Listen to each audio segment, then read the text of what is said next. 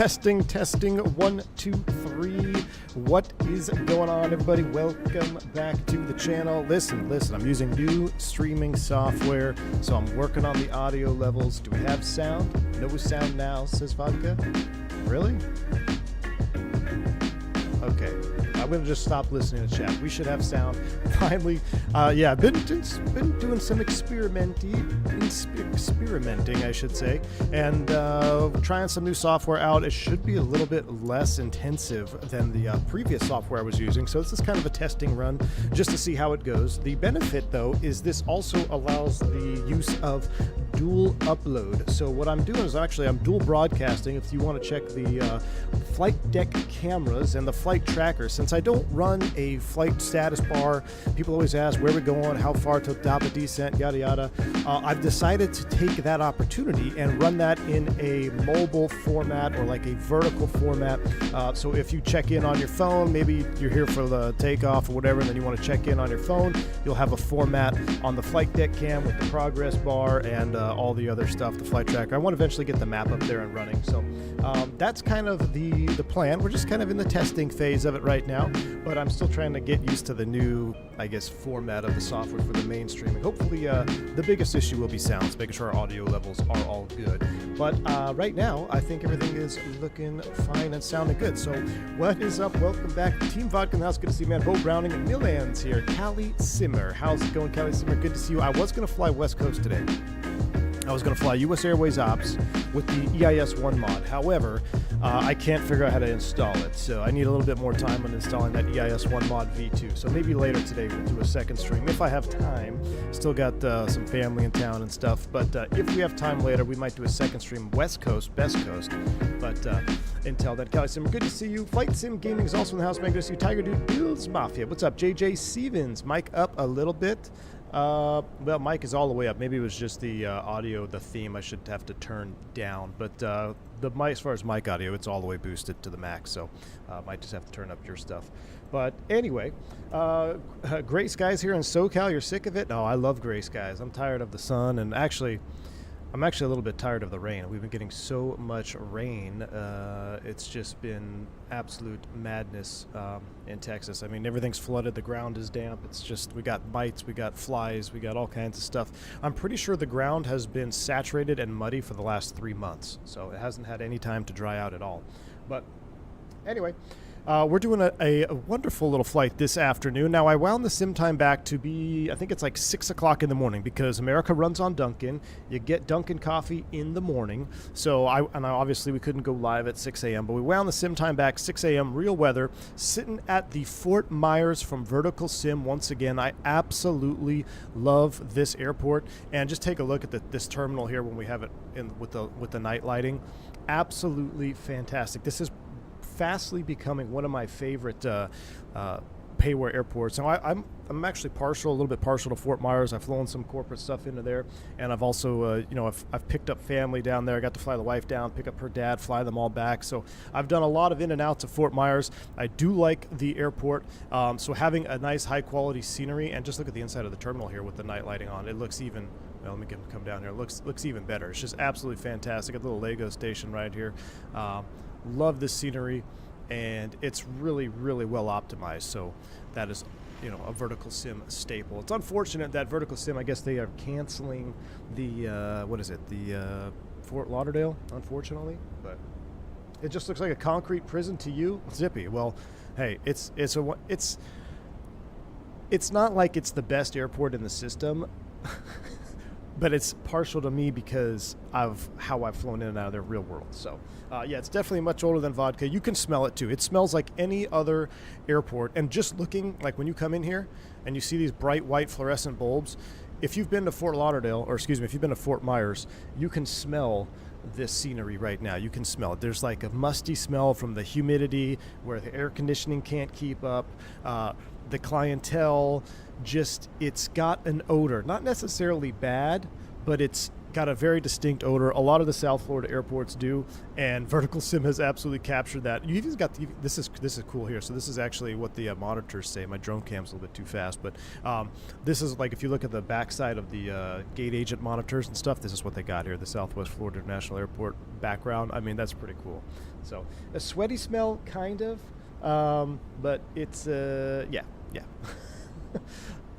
We'll throw that in there. AJ Fudar, thank you for the $3 super chat, my man. Now here's the thing. I also I haven't got all of the alerts transferred over to the new software.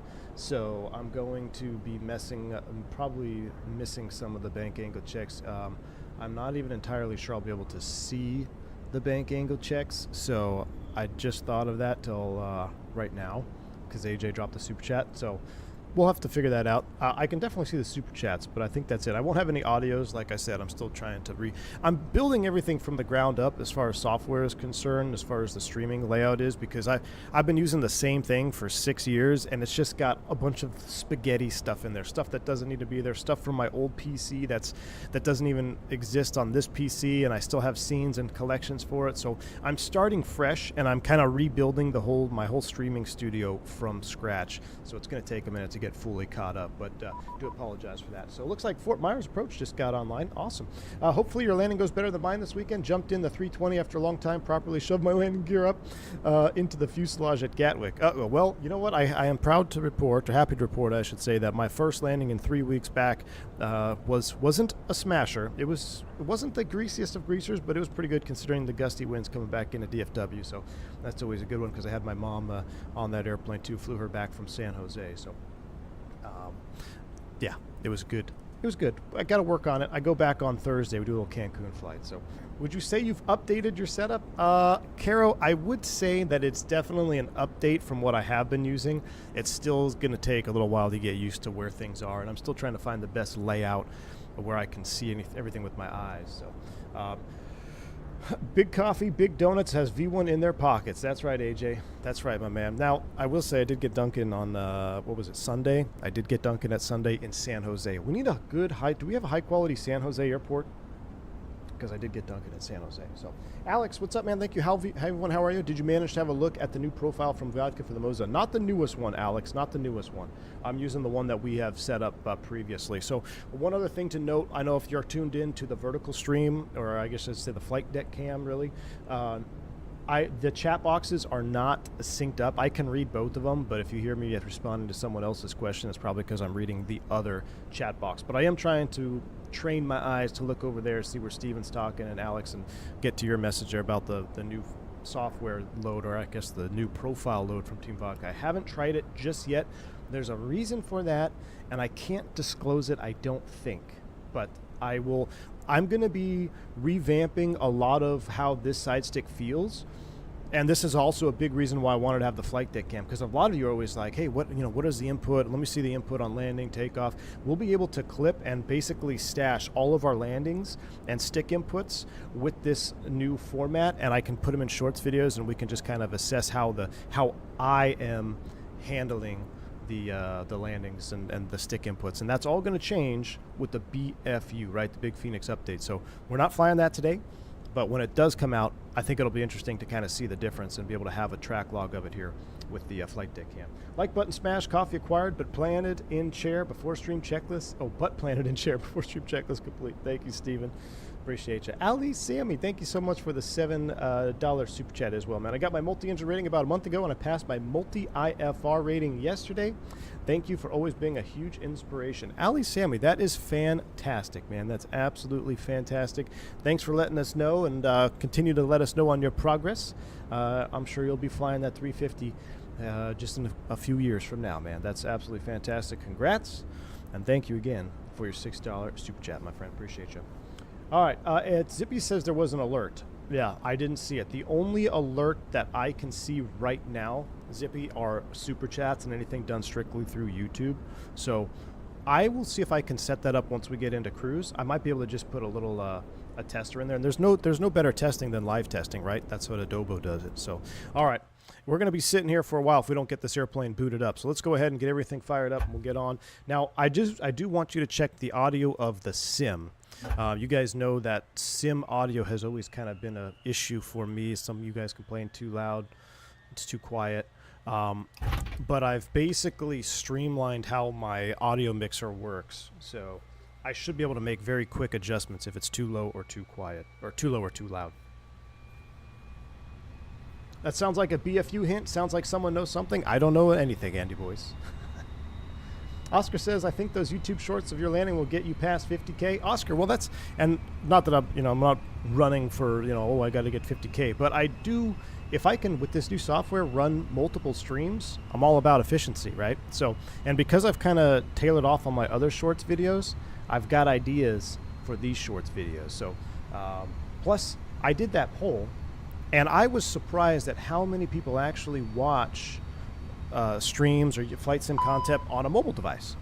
So I thought it was mostly going to be everybody on PC, but a lot of y'all watch on mobile, and a lot of you do both. Some cast to the TV, but that's why we're not taking anything away from the mainstream. We're just kind of adding on to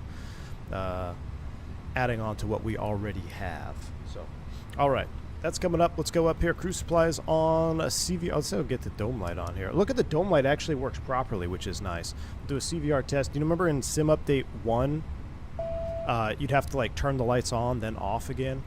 All right, 1, 2, and 3 on the nav light. Hey, just got another update from my operator, or I guess I'll say update, another memo. Remember I used to teach, and I was taught, and we were supposed to turn each one on individually, wait for the on-bat, then off, then on, then off, right? And then it changed, and it said, okay, just as long as you turn them all on, make sure that comes on and extinguishes. Now, the current language in the book is you don't even have to look, or you don't even care about the on-battery light. Because according to Airbus and the software that I guess we have on all of our fleet, is if there is any abnormality or irregularity with the aiders, we will be notified via the ECAM. So you don't even have to look. You could set your view here so you don't even see the battery light anymore. That's not even a thing. So that's just a testament to how Airbus is always changing, right? All right, coming up there, that goes into auto RMU. Let's do a fire extinguisher test. Cyberdam, you're currently watching on mobile. Fantastic, man. Well, if you get a chance, pop over to the mobile optimized output stream and let me know what you think of the format out there, of how it looks.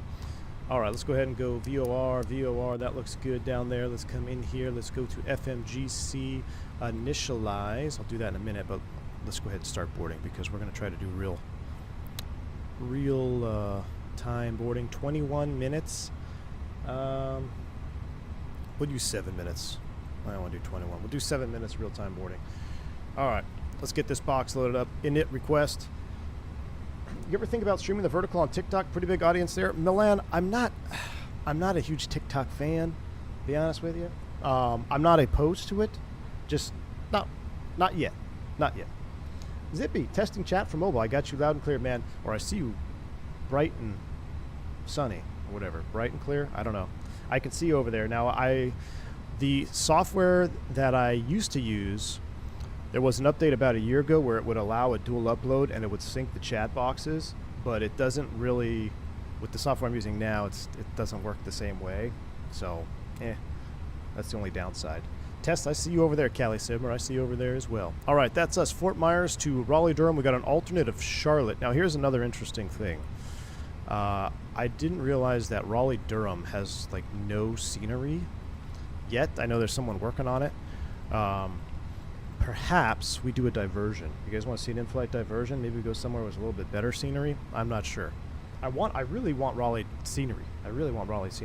Roscoe in the house. Thank you for the $5 super chat, man. Thank you, Roscoe. He says, if you have an overhead, you can admire the on-bat light while Roscoe does the walk around for his check ride. Hey, Roscoe, at Flight Sim Expo, my man. Flight Sim Expo. You got it, my friend. All right, we do have Fort Myers approach and ATIS online. Let's just see here. Information, whiskey, Fox closed, blah, blah, blah. Where is the departure? Runway 24. Visual approach. Really? Okay. Winds are 150 at 11, gust 16. Okay, cool. We got our clearance. Seashell 7. Beautiful. All right, let's load it up. So I guess we'll plan 2 for departure. It's going to be a long taxi. Runway 24, Seashell 7. And as far as our flight plan is concerned, we're going out to... Oh, where is our flight plan? I got to open up my flight plan tab. Give me a second.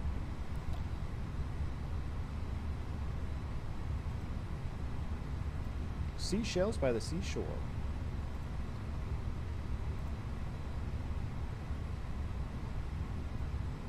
Seashell 7 VIAP for the Dempster 2. Seashell 7 to VIAP is what we're looking for. Seashell 7 to VIAP in here. Throw you in there, insert. Beautiful. All right, then into Raleigh, Durham. Like I said, a lot's going to change. Let's just put the 5 left ILS in there on the Demonstrator 2 from Petto, was it? Yeah, Petto. We'll insert that. We may do a vote here live and do a en route diversion just because I don't want to go into Raleigh, Durham default. I am JetBlue 357. That is correct. Scott, good afternoon, my friend. Mad Dog Sim with a $10 super chat. How you doing, my friend? I see a 5, but that's all in the text box. Thank you for the $10 super chat, Mad Dog Sim. Appreciate you. I'm staring at the tiller. I don't need it, Oscar. I know. I also have separate cams, so you'll see. We got some additional cams too, additional scenes for the vertical flight deck camera. All right, that looks good. As far as our flight plan is concerned, let's go ahead and do our secondary quick initialization. Let's go back to Fort Myers, in case we need to come back around. RSW. We'll come right back to runway 24, which is an RNAV. 24. We'll do the RNAV. Zulu 24. Secondary perf. I'll just throw in a random minimum. Let's just call it 450. 33. It's warm down here in South Florida. Winds are, we're going to zero them out just for the return. Magic Barrel Ref says 3012. 3012 is set. Nothing to hard tune. Progress page. We're going to put Fort Myers here. Perf, we'll go back to the init B. And are we done fueling? We are done fueling. 16.0 is on board and checked. So we'll do this. We'll get the seatbelt sign on. We'll prime the APU. We'll throw in 16.0 in the block fuel. Confirm it is on board and balanced. It is. This is driving me nuts. Let's go ahead and get this here. Rudder cam when? That's one thing I probably will not, you'll probably never see as a rudder cam. All right, that looks good. And let's go ahead and fire it up. Take a listen outside. How are the sim sounds? They need to go up, down, left, right.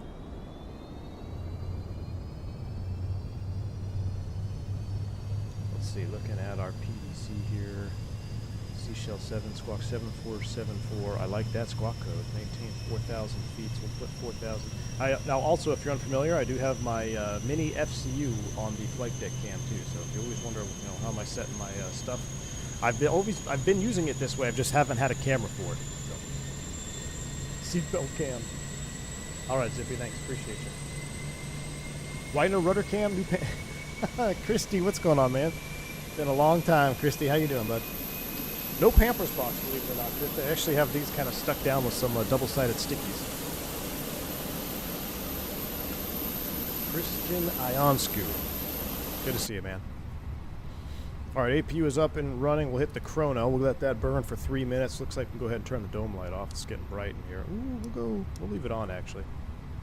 Not quite ready. All right, that's up. Chrono is running. We do have an auto squawk 7474. 7474. I like that. That's in the box. Departure 3442. 3442.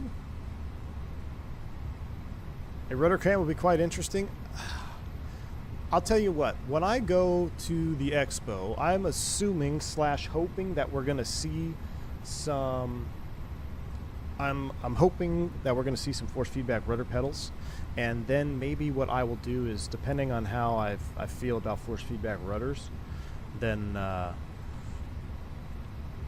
maybe we'll go down that route. 141 plus 3, we do have a jump seater. Looks like Zippy is coming along with us today. Zippy's on the jump seat. Jump seat is out. We're still boarding the cargo. Actually, it's done. So we'll dismiss. We'll send that to the McDo. Double check our weights here in our block fuel. 3 minutes to avoid the UAL fume event. Exactly. What's up, Joe Plains? Good to see you, man. I put 7477 instead of 7474. You're absolutely right. Thank you. 7474. A lot of 7s and 4s. 747400. Maybe Robert Randazza is our controller today. All right, this all looks good. Block extra fuel, 53 minutes. We'll put you on perf speeds. Let's run some data here for takeoff. Sync the final load sheet, sync live weather. We're going full Toga today, chat. Now, are we going to do packs on or off? It has been way too long since we've done packs off. So let's just go straight up max juice packs off. If you haven't already, do hit that like button for me. I know I've been real lackadaisical on the content lately, so it's just been kind of busy with the new baby and stuff, but hopefully we get back into a more normal set of content pushed out here. So we'll calculate 51, 51, 52 Toga, flaps 1, send that to the McDo. 51, 51, 52 Toga set, flaps 1, down 0.4 on the trim. Wonderful. It's time to close up shop and get out of here. Ground ceviches. Let's close up the forward and aft. Oh, I just shocked the ground controller there. Question B1, what do you use auto FPS? Believe it or not, X-Paulo, this is my first stream with auto FPS enabled. I used to always use it on 2020. I never used it once I started 2024. But this is my first stream with auto FPS running in the background. That is correct. I'm not using it for FPS though. I'm using it for LOD. I have LOD only. So I'm basically doing an auto LOD. Here comes 3 minutes on the chrono. Fume event has been completed. Allegedly, APU bleed is on. It's hot. So let's go ahead and let's get this cabin turned down. I love it. I didn't think I was gonna like this livery, but then I saw it in person here on the Fenix, or in person, like on stream and or on the sim, and it actually looks pretty dang cool. All right, we're up and running. Do we need a call for pushback? I don't believe we do.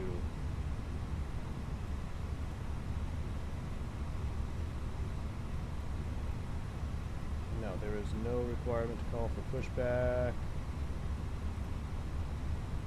So we'll call ready to taxi. It's like the same shade of orange as Sleazy Jet. Man, say that 5 times fast. All right. Cockpit to ground. Let's go ahead and throw him up though, just in there. 2485.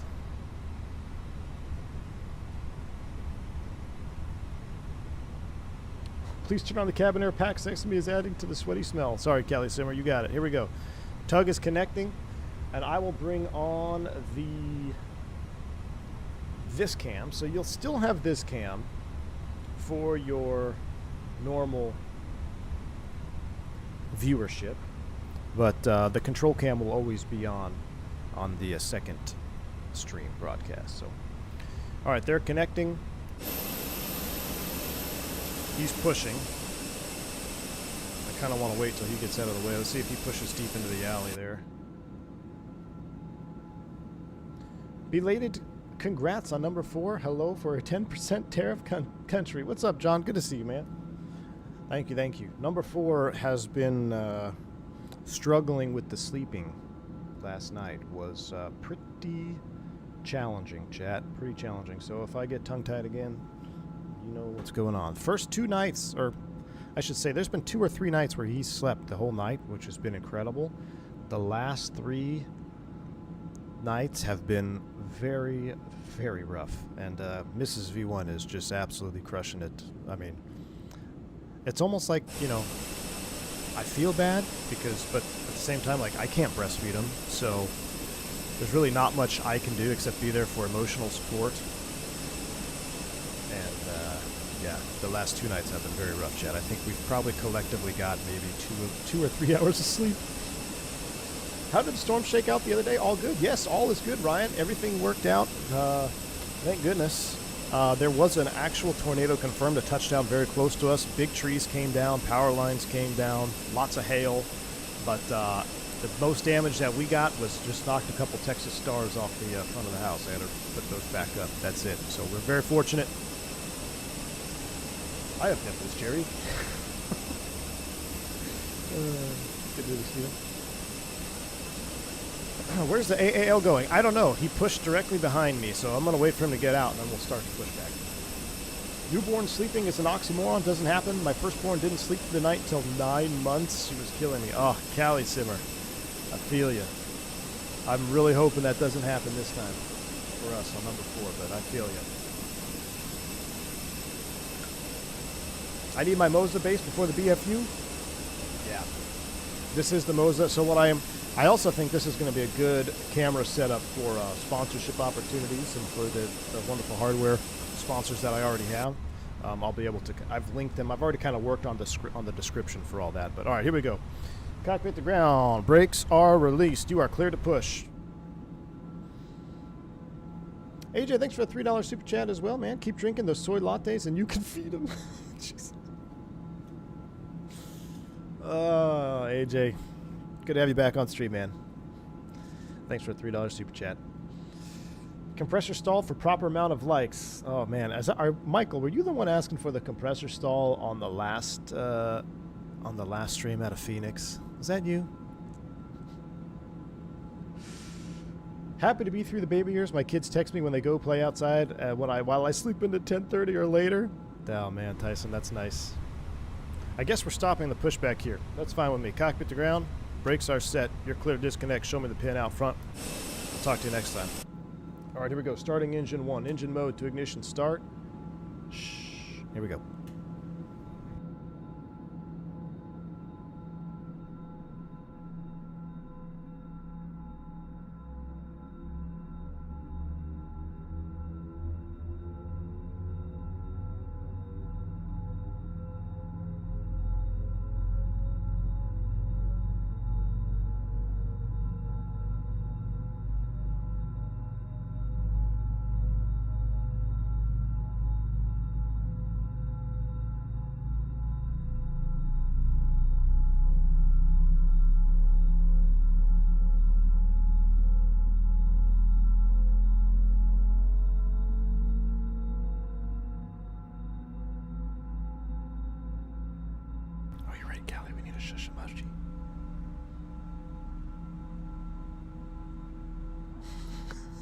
JetBlue orange.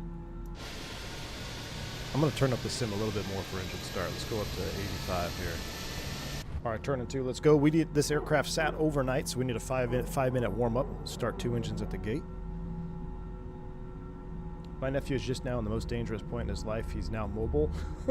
It's a keen interest in sticking keys in electrical outlets. Oh, man. Listen, he only needs to get zapped once, though, hopefully. You get zapped once, it's probably probably won't do it again. Casual catering truck, yeah, we're gonna have to go through that catering truck. My 3-year-old sleeps for most of the night. Downside is she likes waking up early in the morning, like 4:30 to 5. I got him an early bird, yeah. I thought it was 5 after every start. Nope, Zippy's Apple. If the aircraft has sat less than 3 hours, it's considered warm. Just need a 3-minute warm-up. Also engine dependent, though, with the V2500. I believe it's 3 and 5. Just got in. Is the APU in up? Nope. We have a working APU. We got 2 good starts. 2 good starts. We go engine mode to ignition normal. Spoilers arm. What was our flap config? Flaps position 1. Flaps 1 coming out. Canadian, what's up, my man? How you doing? Flaps are position 1. Oh, yeah, we'll do a flight control check here for a minute. We'll do APU bleed off, APU master switch off.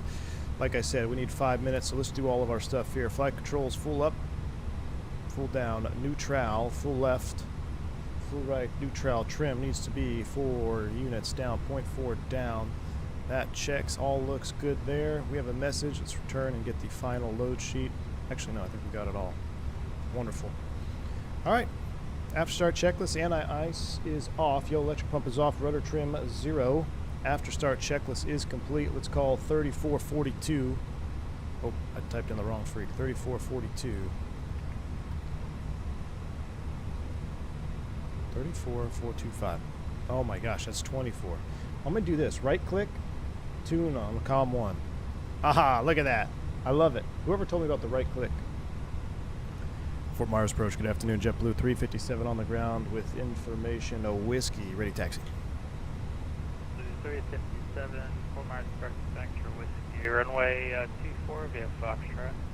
24 via Foxtrot, JetBlue 357. All right, taxi lights coming on, brakes are released. Let's go. American 1098, 4 miles departure, roger, runway 24, follow the JetBlue A320 ahead. Dunkin needs to reciprocate with the donut. That looks like an Airbus. That's not a bad idea. Looks like we got a custom cabin we'll have to check out as well. All right, Foxtrot, we're going to come out here, make a right turn all the way down. BFU win. Sky Chef's getting a souvenir. Now there should be some cool Western Global stuff over here. I do have a pretty cool memory. I flew a 198 here on a charter, actually on a contract trip up to this hangar over here. Those rampers have never seen a 190 before. Like, this is cool. Runway 24 via Lima Foxtrot. Kids are pretty resilient. Oh, you're talking Steve. They are pretty resilient though. FSS EJAT VNAV before BFU. Who knows, AJ? JetBlue 357. When you get a sec, just make sure your mode C transponder is on. Sorry about that. We'll recycle it. JetBlue 357. Oh, good. All right, recycle the transponder, aka turn it on. If you've ever been asked to recycle your transponder and you forgot it on, hit that like button. All right, looks like we are done with the dome light. Yeah, we'll turn that off. We'll go ahead and we'll do a little bit of internal juice here with the lighting. Let's go ahead and do a little bit of flood there, a little bit of integral lights as we taxi through the blue hour here. There we go. That's the cockpit we want to see. Brake check, pressure 0. All right, I've already done our flight control check. Let's do a mini brief. We're going to be departing on runway 24 on the Seashell 7 departure.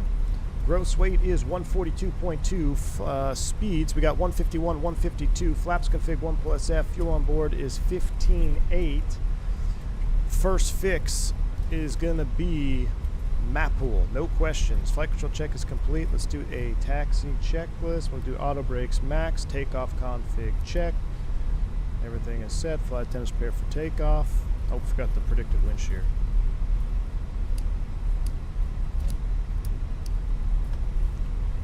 Taxi checklist. Gross weight comparison is complete. Pitch trim is 30.4% CG set. V1, VR, V2, flex, 51, 51, 52. Toga set. Flaps config 1 plus F. Flight controls check. ECAM memo takeoff all green. ECAM status is checked. Taxi check is complete. American 123, two aircraft ahead. This is JetBlue American. You'll follow your company 321 ahead. These speeds are tight. They are indeed. Roger, American 123, copy. Follow company traffic. Got American over here. Got another American over here, maybe. A beautiful sunrise here in South Florida. We got our engine warm-up time. Reset the chrono. Only thing we need to do is get the bleeds and packs before departure. If you haven't already, please do hit that like button. Going for 250 likes today. Another downside is, unless I get another monitor going here, I'm not going to be able to, I can't really see the likes. So I don't know what our goal's at. I'll have to adjust that. I might need a third monitor, but then that's going to take probably more processing power, right? How much would a third monitor add in terms of taxing your system? Does it add that much? Another monitor? I imagine it's got to add more, right? It's a whole nother display it's got to draw. Did you ever get a takeoff with all 3 V-speeds the same? Oh yeah. Yes, I have. Multiple times. Digital Merc says roughly 5 FPS. All right. I'm just going to have to learn to... I'm going to have to move some of my stuff around. It would be another 1080p. I don't need another 2K monitor. I have 3 monitors, it works fine. Well, you're also not streaming Cali Simmer. Unless you are. Cali Simmer Live? Cali Simulations? Whatever you get performance-wise, just knock off 15 FPS if you want to be a streamer. Do you think the Lear or the Duke also have engine cooldown time after landing? I'm sure they do, Av Apollo. The Duke, I can tell you right now, the PT6, now this was also an SOP thing. There's probably a million different viewpoints on this, but as far as any PT6 I operated, you didn't want to go above idle 60 seconds before shutdown.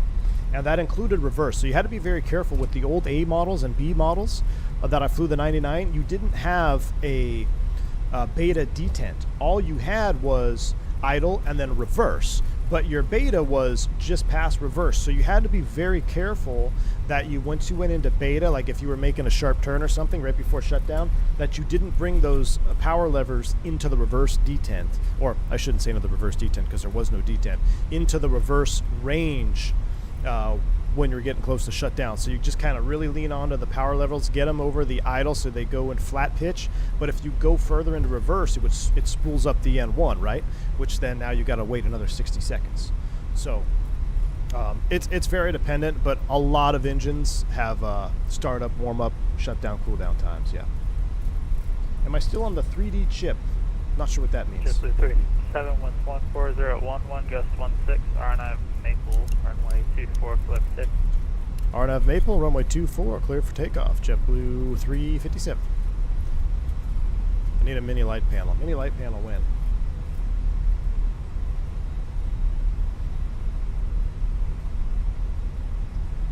Do you like that silicone Wedding Man V1? Never taken my gold band off, but see a lot of people. Yeah, KW, I do. Mostly because I do a lot of work outside and or when I'm fishing, like fishing line and stuff, and it gets caught and I bang it upon things. I love the silicone band. I've gotten to the point now where I only wear the silicone band, or I only wear my actual carbon fiber tungsten band when I go to work or going out to like a nice dinner. Now they do break though. I mean, I've had a few break. So I think this is like my fourth one.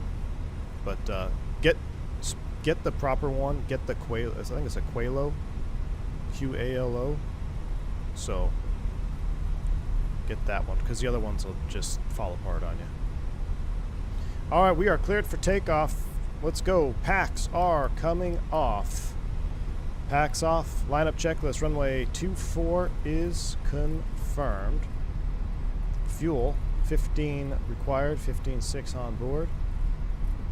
Leads and packs are set. Are y'all ready? It's been a while, chat. I need to see a sea of blue yogas. Get those yogas in chat.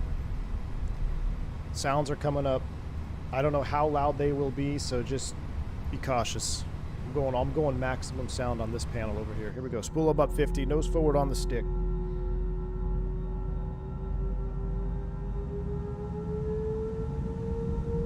Yoga.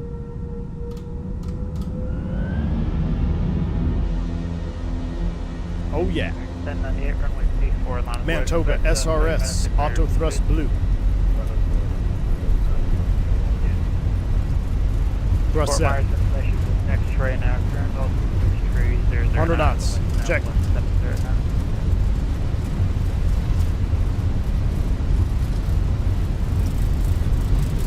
V1. Rotate.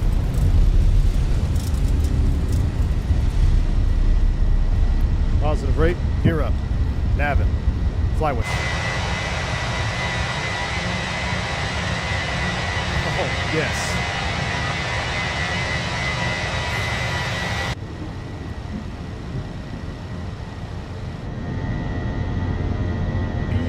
Beautiful. The orange matches the sunrise. Look at that. I see you guys spamming the emojis on both screens. That's awesome. Thank you. All right, here comes thrust reduction.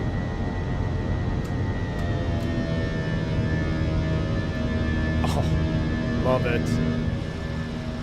Thrust, climb, auto thrust. Radar contact, yep. Passing 2,600 for 4,000, JetBlue 357. 6% Roger, climb maintain 10,000. Climb maintain 10,000, JetBlue 357. All right, 10,000 blue, open climb. Here comes flaps S speed, so flaps 1 speed checks, flap 0.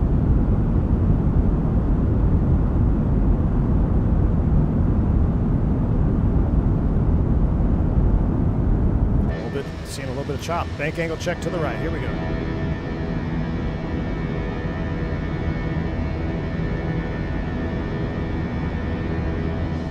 1098, 1709er, R9. Pack 1, that's associated. That's me because I've been looking outside. Air Pack 1 associated.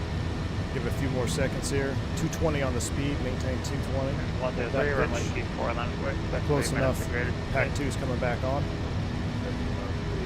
Back down to the right.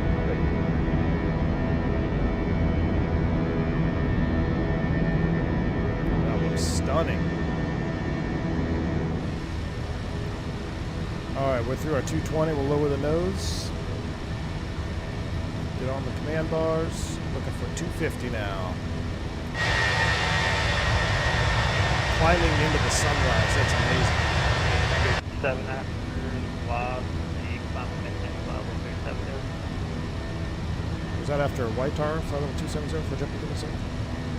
Lob. What's up, V1? After Losby, 270 jump to the sun. Oh, Yankee. Should be right after Woodard. I got you. After Losby, we'll climb flight level 270 for jumping to the sun. That's kind of a weird clearance. We'll just leave it set as now. Thanks, bud.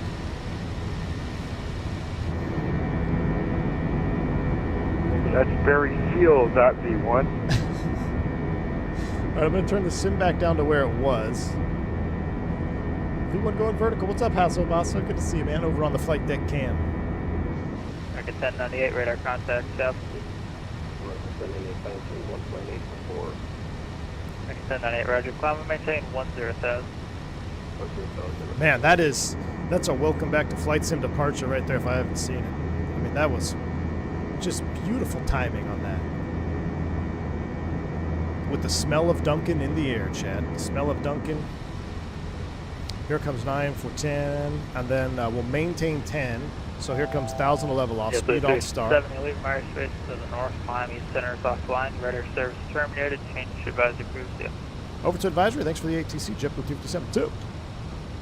American 103, all right, so we're leaving his airspace, but we'll comply with this last restriction. We'll maintain 10,000 here, and then we'll climb 270 after that. He may have seen something on his radar that would be more beneficial for us to just maintain 10 till Losby. So we'll hold 10 here. American 1098 after Losby. As soon as we level out. Maintain flight level 350. 122.8. 22.8 is up. Out. And we're through 10. We're at 10, but we'll go ahead and get the lights off. So we'll go ahead and pull these off. Those are coming off. Flight attendant forward call. Let's go autopilot 1. Autopilot 1 is engaged. Come back down to the McDo. We'll put in our destination, RDU. That looks good. Secondary, we'll copy the active. And on COM 2, we'll make sure Delta Operations is up. And receiving. Beautiful. All right, maintaining 10,300. I'm going to go to the back to full screen over here, but we'll maintain the flight deck camera as is for right now. What Raleigh do I have? I don't have any already. That's why I've been entertaining the idea of doing a diversion this flight. If you guys want to see a diversion, make sure you smash that like button. Let's see where we're at. Maybe we'll set a goal for the diversion. Oh yeah, we need to be at 250 likes to execute a diversion. If we hit 250 likes, we'll do a diversion before top of climb. If we hit top of climb and we're not at 250 likes, we're just going to go on to Raleigh Durham.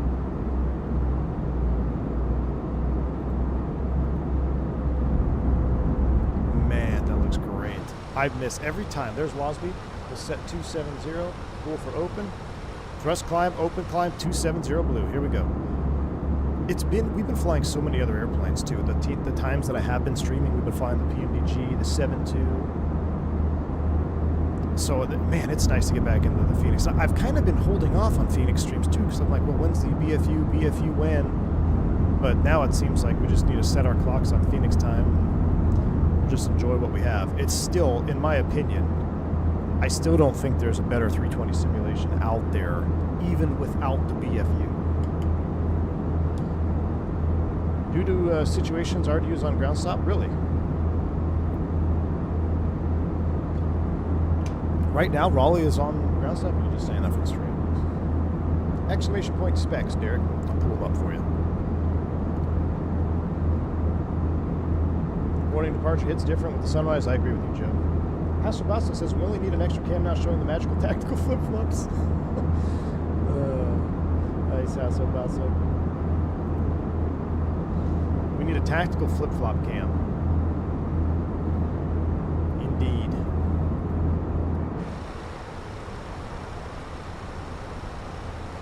Fly-by-wire 320 stream. Zach, I think we should do that soon. That's what we were going to do, right? Maybe we do that tomorrow. Look at this. I mean, this, I love a sunrise flight deck, too. Look at that. That is beautiful. RGB 6.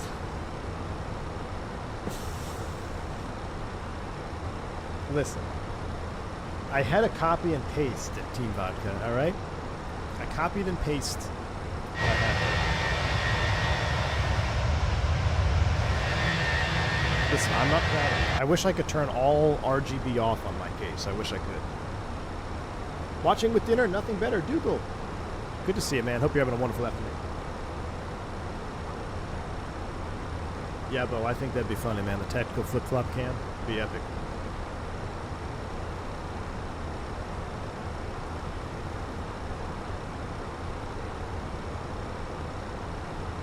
Is the Phoenix a study-level aircraft? Yes, it is, Oliver. There is so much that this aircraft that has simulated. It is 100% a study-level system. Depth. RGB adds frames. B1! If you buy non-RGB stuff, you don't have any RGB in your case. Well, that's true. Thoughts on Orion 2? Don't know what that is at all. It's so study level that oil viscosity in inches changes with outside air temperature. That is correct, Stephen. Isn't that like, when you think about that? So I'm going to turn the sim down to what I America runs on Dunkin.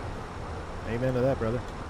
I'm going to turn my sim down to what I would normally have as our quote-unquote noise canceling mode. You let me know if it's still a little bit too loud or if you can barely hear the sim at all and you want it up a little bit. So that's the only feedback I'm trying to get for the audio right now.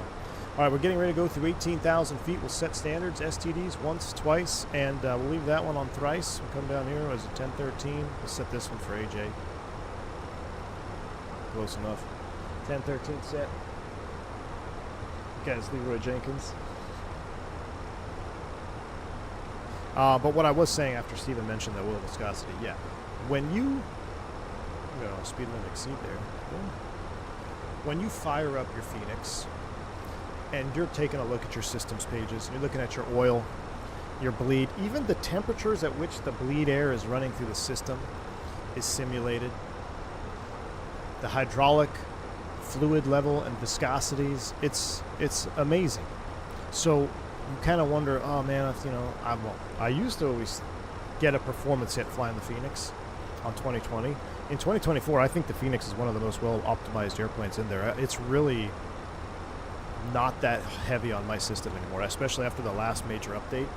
But every time you hit that power switch on the overhead, you turn those batteries on, you connect that ground power, you are waking up a true Airbus simulation, not just a face value airplane model with sounds. That's what makes this plane so fun to fly, and it's only going to get better with Sim Update 2. Any round trip or a one-way? We're doing a one-way flight right now, Cryon. We might do a diversion, depends on the like level. Like I said, we got to hit 250 likes before top of climb. If we do that, we will do a diversion, if not just one leg. I would really like to do a second stream today, and I kind of want to set up the flight deck cam for Boeing, but we'll see. We'll see if I have time. The Windwing Orion 2 base uses a gimbal. What do you think about the Ursa Minor? If I'm trying to remember. The Windwing Orion 2 base. I don't think it's a bad option. I mean, if I'm trying to replicate the Israel for low price, then probably the Orion base, yeah, or the Ursa Minor. The Ursa Minor tool, I think, is one of the best entry-level side sticks that you can get if you're really dedicating yourself to Airbus flying. The reason I say dedicating yourself to Airbus flying is because if you're not flying an Airbus, there is some limited travel range on that Wing Ursa Minor. It does have a smaller throat, especially in roll, if I'm not mistaken. I think roll is when you kind of notice it the most. But if you're really using it for Airbus, I mean, it's fantastic, because the only time you're really going to hit those stops on the travel limit is going to be when you're doing a flight control check anyway. So you may hit the stops if you're battling some serious winds, but generally speaking, you put a little curve on there, you can kind of make the linearity a little bit less linear and make it have a little bit of a curve.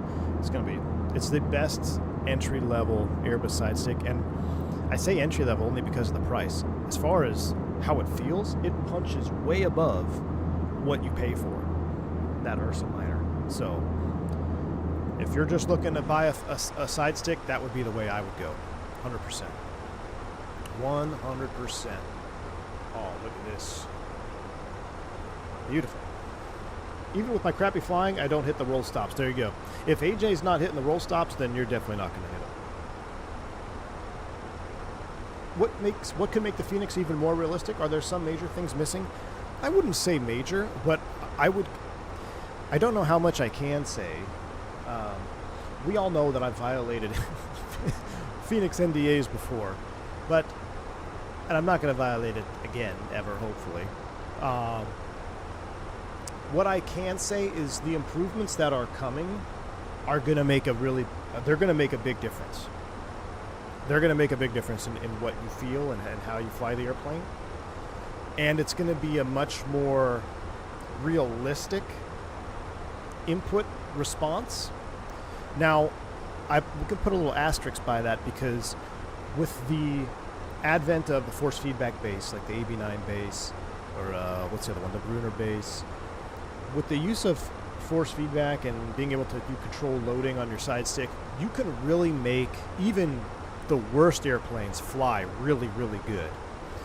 So I think those of us that have force feedback bases, we may not see as much of a difference or feel as much of a difference, but what is going to be necessary is going to be an updated profile for the AB9 base. And that's kind of why, like someone asked me earlier, did I try the new 320 profile from Team Vodka? I haven't yet, because I'm trying to keep all things consistent across the board until the BFU drops, and then I'll make the adjustments as necessary in the software, and then we'll be good to go. But I think those of you that are flying with an Ursa Minor or maybe a Warthog base or just a regular spring gimbal style base, I think those users are going to feel the difference greater than those of us with the AB9 base. But then as far as performance of the aircraft in the sim, such as the performance numbers, landing, the drag numbers and things like that, that's also going to be improved. So there's nothing glaring, but there is enough that's supposed to be coming with the Big Fenix update that all those small changes make a collective big difference. But as far as is there something glaring right now in the Fenix that's just hugely off? I don't think so. I can't think of it. I'm sure someone will say something, and you might be right. I just, off the top of my head, I can't think of anything glaring that drives me nuts. Although there is one, it's that flight, when you have a side stick that for some reason it'll throw the calibrate null zones ECAM. That's like one of my biggest annoyances. We haven't got it today. I haven't had it since I've had the new AB9 profile that we're using for the 320 here on my side stick. But if you know what I'm talking about, you know it's annoying too. That flight control side stick fault calibrate null zones. And meanwhile, everything is perfectly fine with your null zones. So I'd like to see that go away. All right, we can make it. Let's go to 370. We'll spin in 370 on our mini FCO. Pull for open. Thrust climb, open climb, 370 blue. Up we go.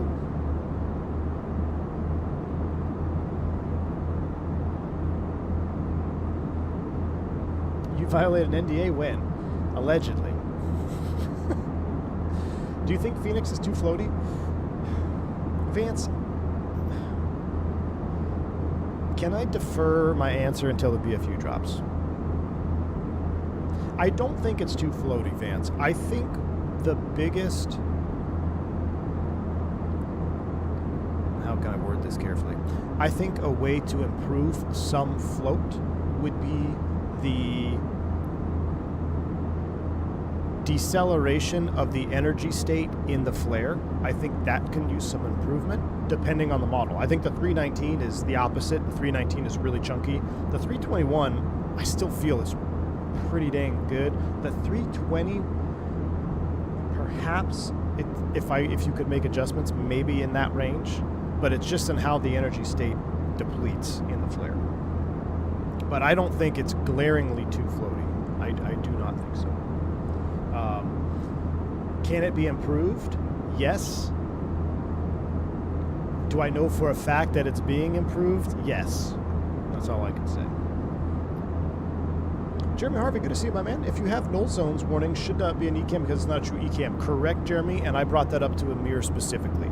I would like to see something like maybe like an EFB warning, or maybe even a McDo scratch pad message that would pop up, even though that wouldn't be realistic. But 100% agree with you, Jeremy, because that flight control side stick fault on the ECAM is a real ECAM, and it's a big time ECAM. Like that's an abort takeoff situation right there. Okay, if you have a flight control side stick fault in the aircraft, that's a big deal.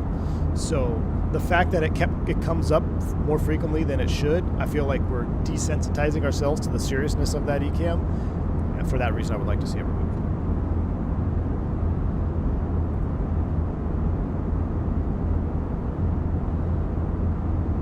Where'd you get the JetBlue livery? I saw you just JetBlue. Mad Dog, this livery is on the Flight Sim TO right now.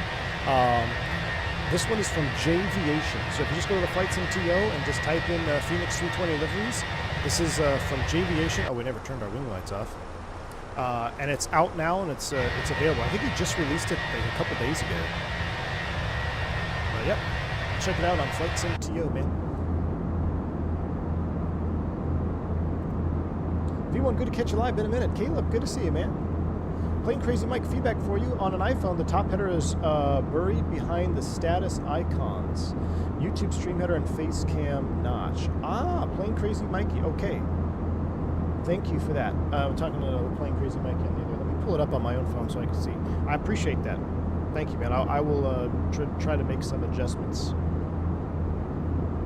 I see exactly what you're saying. Thank you. I will attempt to make some adjustments and have it for the next one. Yeah. See, small things like that I can't really find out when I'm solo testing here, or much easier to find out when we're doing it live. Is this livery real or fictional?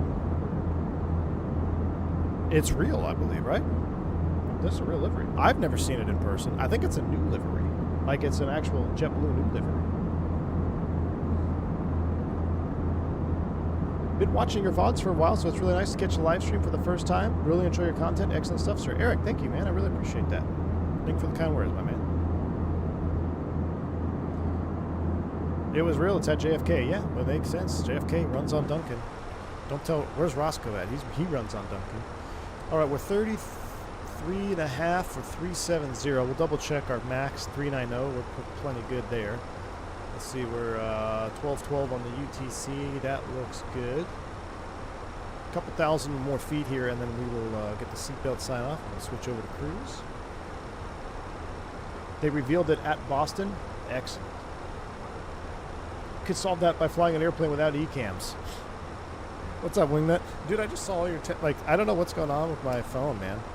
Because I would have been on the, I would have done Insurgency last night. I didn't see any of that. But what's up, man?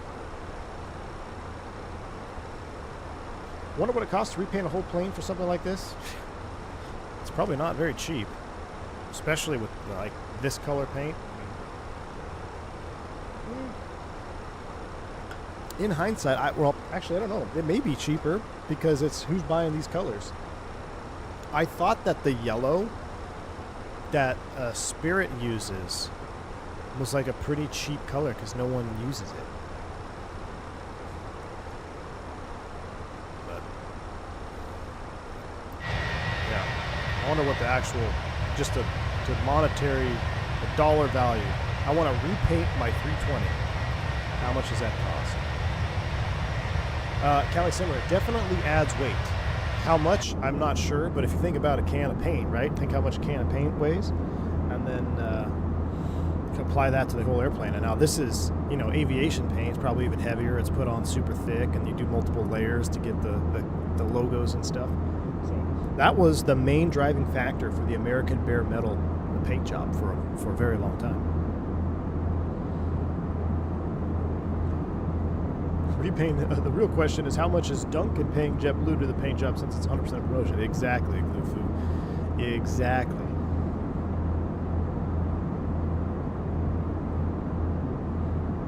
You know what American doesn't run on? Chick-fil-A coffee, because it's awful.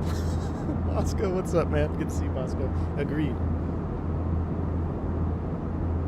Bo Browning says you need to size your status bar for the vertical. It's set for wide. Yeah, you can't see. So, Plane Crazy Mikey, the arrival airport, that is correct. That one is off, but the progress bar should be.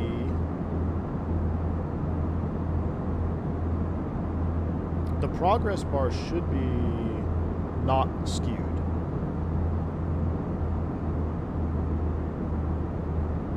But yeah, it definitely cuts off.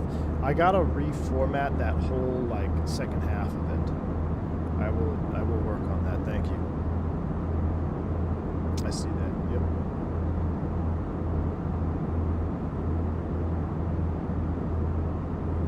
Because I try resizing it, but then what happens is it still shows it cut off for some reason. I don't know why. All right, looks like we just leveled at 37,000 feet. We did. We're out cruise. We're 7-8 Mach. It's been a smooth climb out. Let's go ahead and turn the seatbelt sign off. You are now free to move about the cabin. Up here at 37,000 feet. Let's do a quick wind update. Doing a wind request. Let's take a look at our systems display. Engines look good. Bleed looks good. IDG's looking good. Hydraulics. Green is in the low band, but that is normal, right? Because the gear is being held up. Fuel looks good. APU, door. Wait, what? You know what's funny is I had an MEL, or it wasn't an MEL. It was just a maintenance like DMI referral thing. So it had even though the AP was off, it was still showing powered on the ECAM. It's like, that's kind of peculiar. That was a write-up we saw the other day. Everything looks good. Everything beautiful. Let's go back here. Wind data uplink. Let's go ahead and insert the winds. That came in way faster than the real airplane. All right, winds are set. We're cruising. 370. Now what I can do is I'm going to, on the cockpit cam, I'm going to put us into cruise.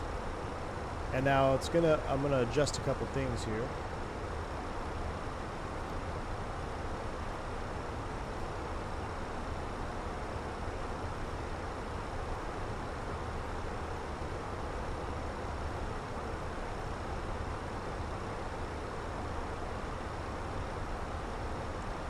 For our vertical cameras. Now I want to put like a logo or the mini FCU down there in that bottom black square. But this is going to be the kind of, you know, cruise camera where we're here for takeoff and all that good stuff, and then you're going to go do things. You want to check back in on your phone and see the status of the flight. Should be up like this. All right, JetBlue ops, delay card, don't need any of that. Wonderful. All right, let's go outside.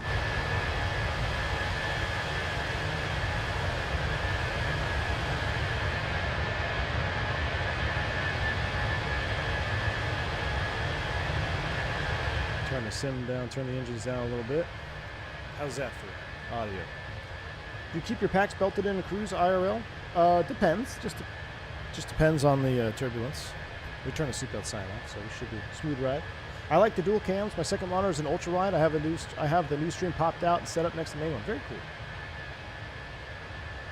Bo, that'd be awesome, man. Thank you. Yeah, I gotta resize that one there.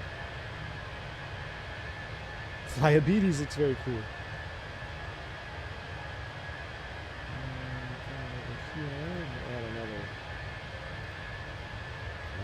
let's do this here.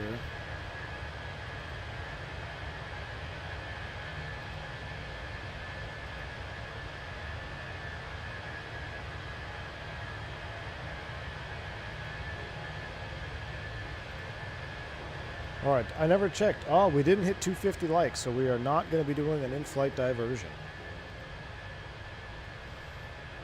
V1 sounds just like the pilot on the PIA, the 32NX. I don't know what you're talking about. Really? There's a 32NX pilot? Huh. That should be a poll. I'm gonna turn up the music a little bit. Let me know if that's too loud. I'm gonna make a new poll. Next stream.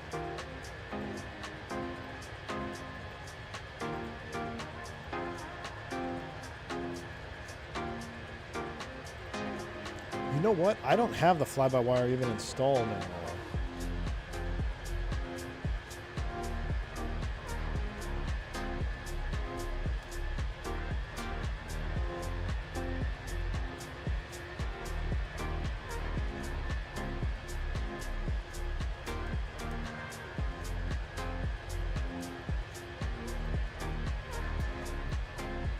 Any Boston creams left? Those are my favorite, Andy B. So my last flight that we did, going to San Jose and back, when I got back to the cockpit, the FO, she bought donuts. She's like, you want one? I was so tempted, but I didn't do it, Team Vodka. I didn't break my little intermittent fasting, but I was very tempted to break it for a little Dunkin' Donut there. Could you run through the probes on the exterior? The probes? You mean like the air data probes? TAT probes, air data probes, pitot tubes over here. You got your static. Basically, you have the air data smart probes, or I guess the TAT, yeah, air data probe. Then you have your static port, and you've got a stall AOA vane, and then the sharper looking ones are pitot static tubes. That's it. And up on the window here, you got your little ice detector.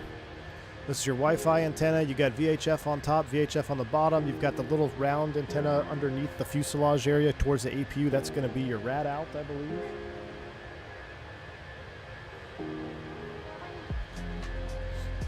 That'd be a good, you mean like a pre-flight walk-around? We haven't done a walk-around in a while. We should do a walk-around. PSA, last day to book tickets on Southwest with free bags. Starting tomorrow, they join the rest of the NG and charging up the wazoo for bags. Welcome to the 21st century. I didn't realize that started tomorrow, Cali Simmer. So if you book a flight today, and then even though it's for in the future, say a couple of months from now, or maybe to Expo, you still get the free bags. It's just if you book after the day, you have to pay for them.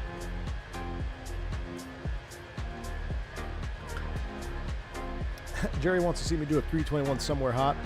You know what we could do? So I'm doing a Cancun turn. I'm doing Dallas, Cancun. Maybe we should do a Cancun practice flight on the 321. But maybe we should go Cancun back to Dallas so we can leave. Cancun gets super hot, muggy. APU has a hard time keeping up down there. I haven't been to Cancun in a little while. A couple weeks at least. Well, more than that, because I hadn't flown in 3 weeks, and then the first flight I did was to San Jose, pick up my mom, which was kind of cool. I haven't flown my mom since the regional days, since I was at a regional. So it's kind of neat to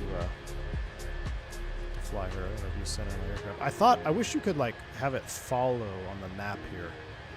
I'm looking at the cruise cam there on the other layout. I wish it would just like track the airplane. It just seems like you have to recenter it all the time. TV flight. Welcome, Private Pilot, man. Glad to have you on board. Thanks for joining the channel. Yeah, the contrails for sure. That's Adam. Actually, you're right. That's one of the bigger ones. I think the contrails are pretty bad. I agree with you. The contrails need fixing. Absolutely.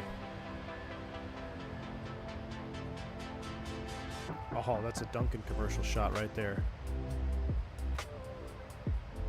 Any other Mexican airports you enjoy? Mexico City is awesome. I like them all, dude. Cabo, I like flying into Cabo because you get to go down and I don't know, I like going to the Sea of Cortez because I always think of all the great white sharks that are down there. It's a breeding ground. I always think how I would never want to ditch in the Sea of Cortez.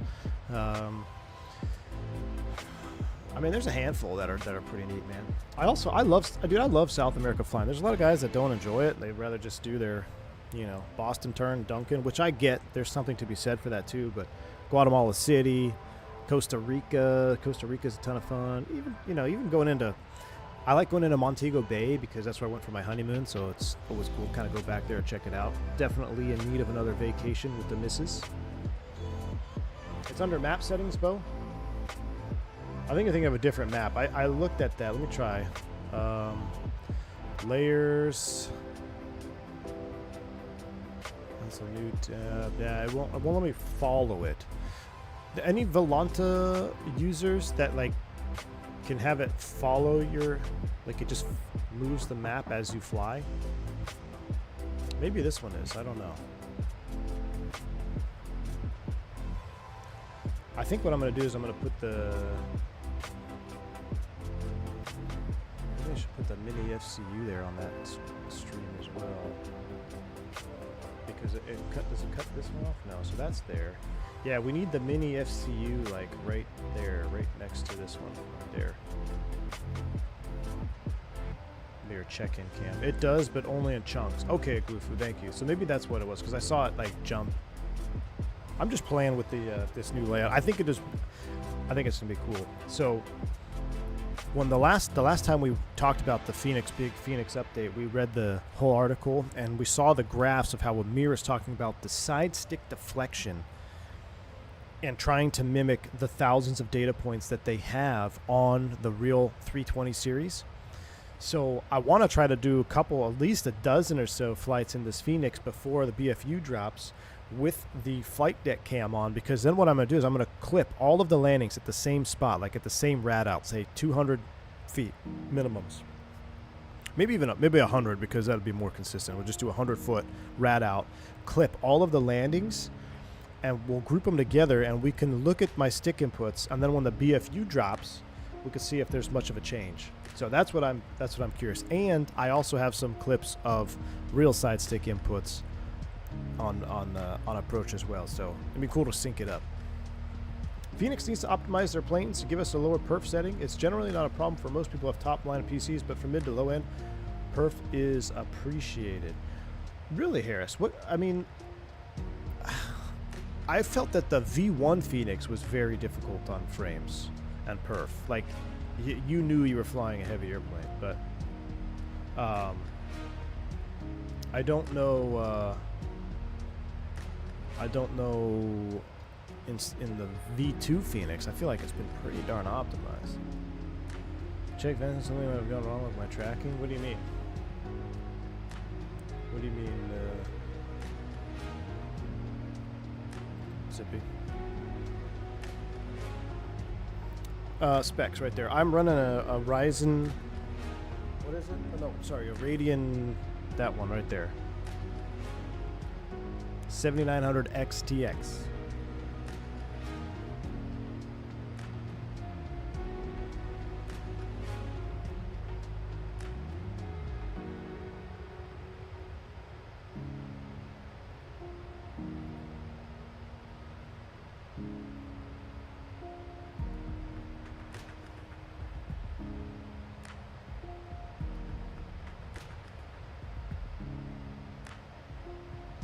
I wish I could hide the chat.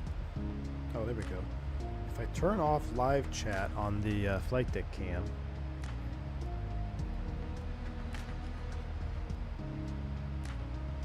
yeah, I see where I gotta adjust that overlay. No worries.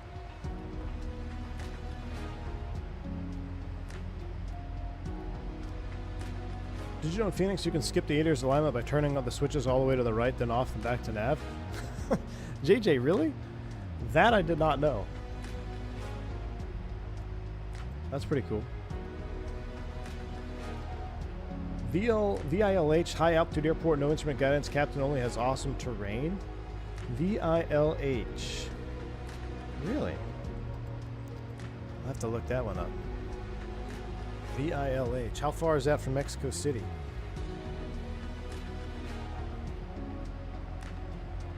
Do a Mexico City VILH.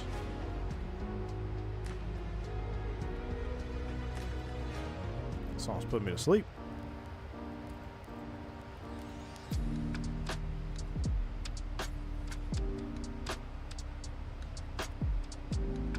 I like these views here. I mean, you can almost see the current in the ocean down there, like those streaks. Gosh, I love it. This music is a glass of bourbon in the hot tub, Bosco? Yeah, buddy. Oh, it's in India. Oh, in India. Well, yeah, that would make sense. It's not a Mexico, IKO, yeah. VILH, huh? I'll have to look into it.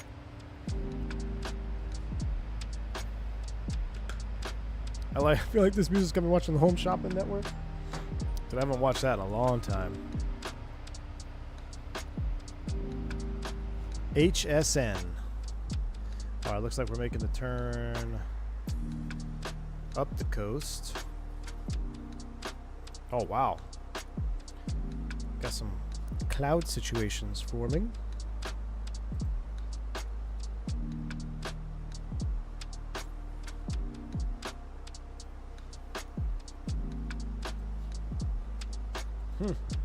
I don't know, Zippy. Not a problem on my end, so maybe it's on their end. Well, there's nobody on anyway, so it'll make a difference.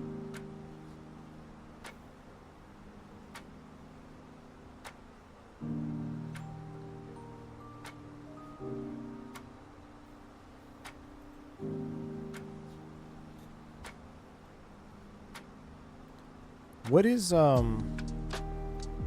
anybody on Sim Update 3 beta? What is the status of the control binding menu being so laggy? Is that still laggy on Sim Update 3? Because that's driving me nuts in the Sim Update 2 stable. The old TV Guide channel music. Well, that's what I'm going for, Andy. We just need to chill, man. We need to chill. Will you try the Piper Warrior by Just Flight? Oh, forgot all about this stuff. They all got massive updates, Shakovic. You're absolutely right, my man. We might have to look into that. You're absolutely right. Drew Smith, what's going on, man? Good to see you, dude.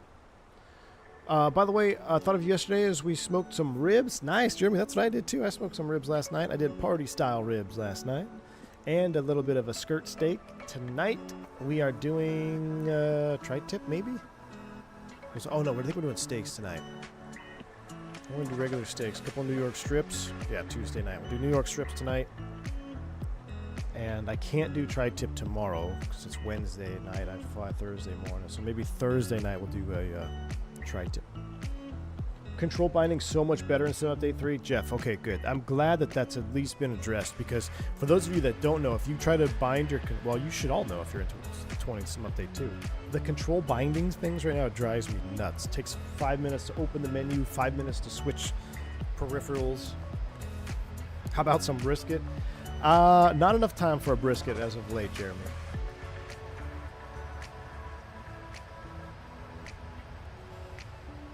Piper Warrior flies well even on your honeycomb. Nice. I forgot. Back to basics. There's wingnut. Yeah, we'll go back to basics. We'll fly it on. We'll fly a base back to basics stream in the Aero. I need to get. Seriously, we haven't done any low level.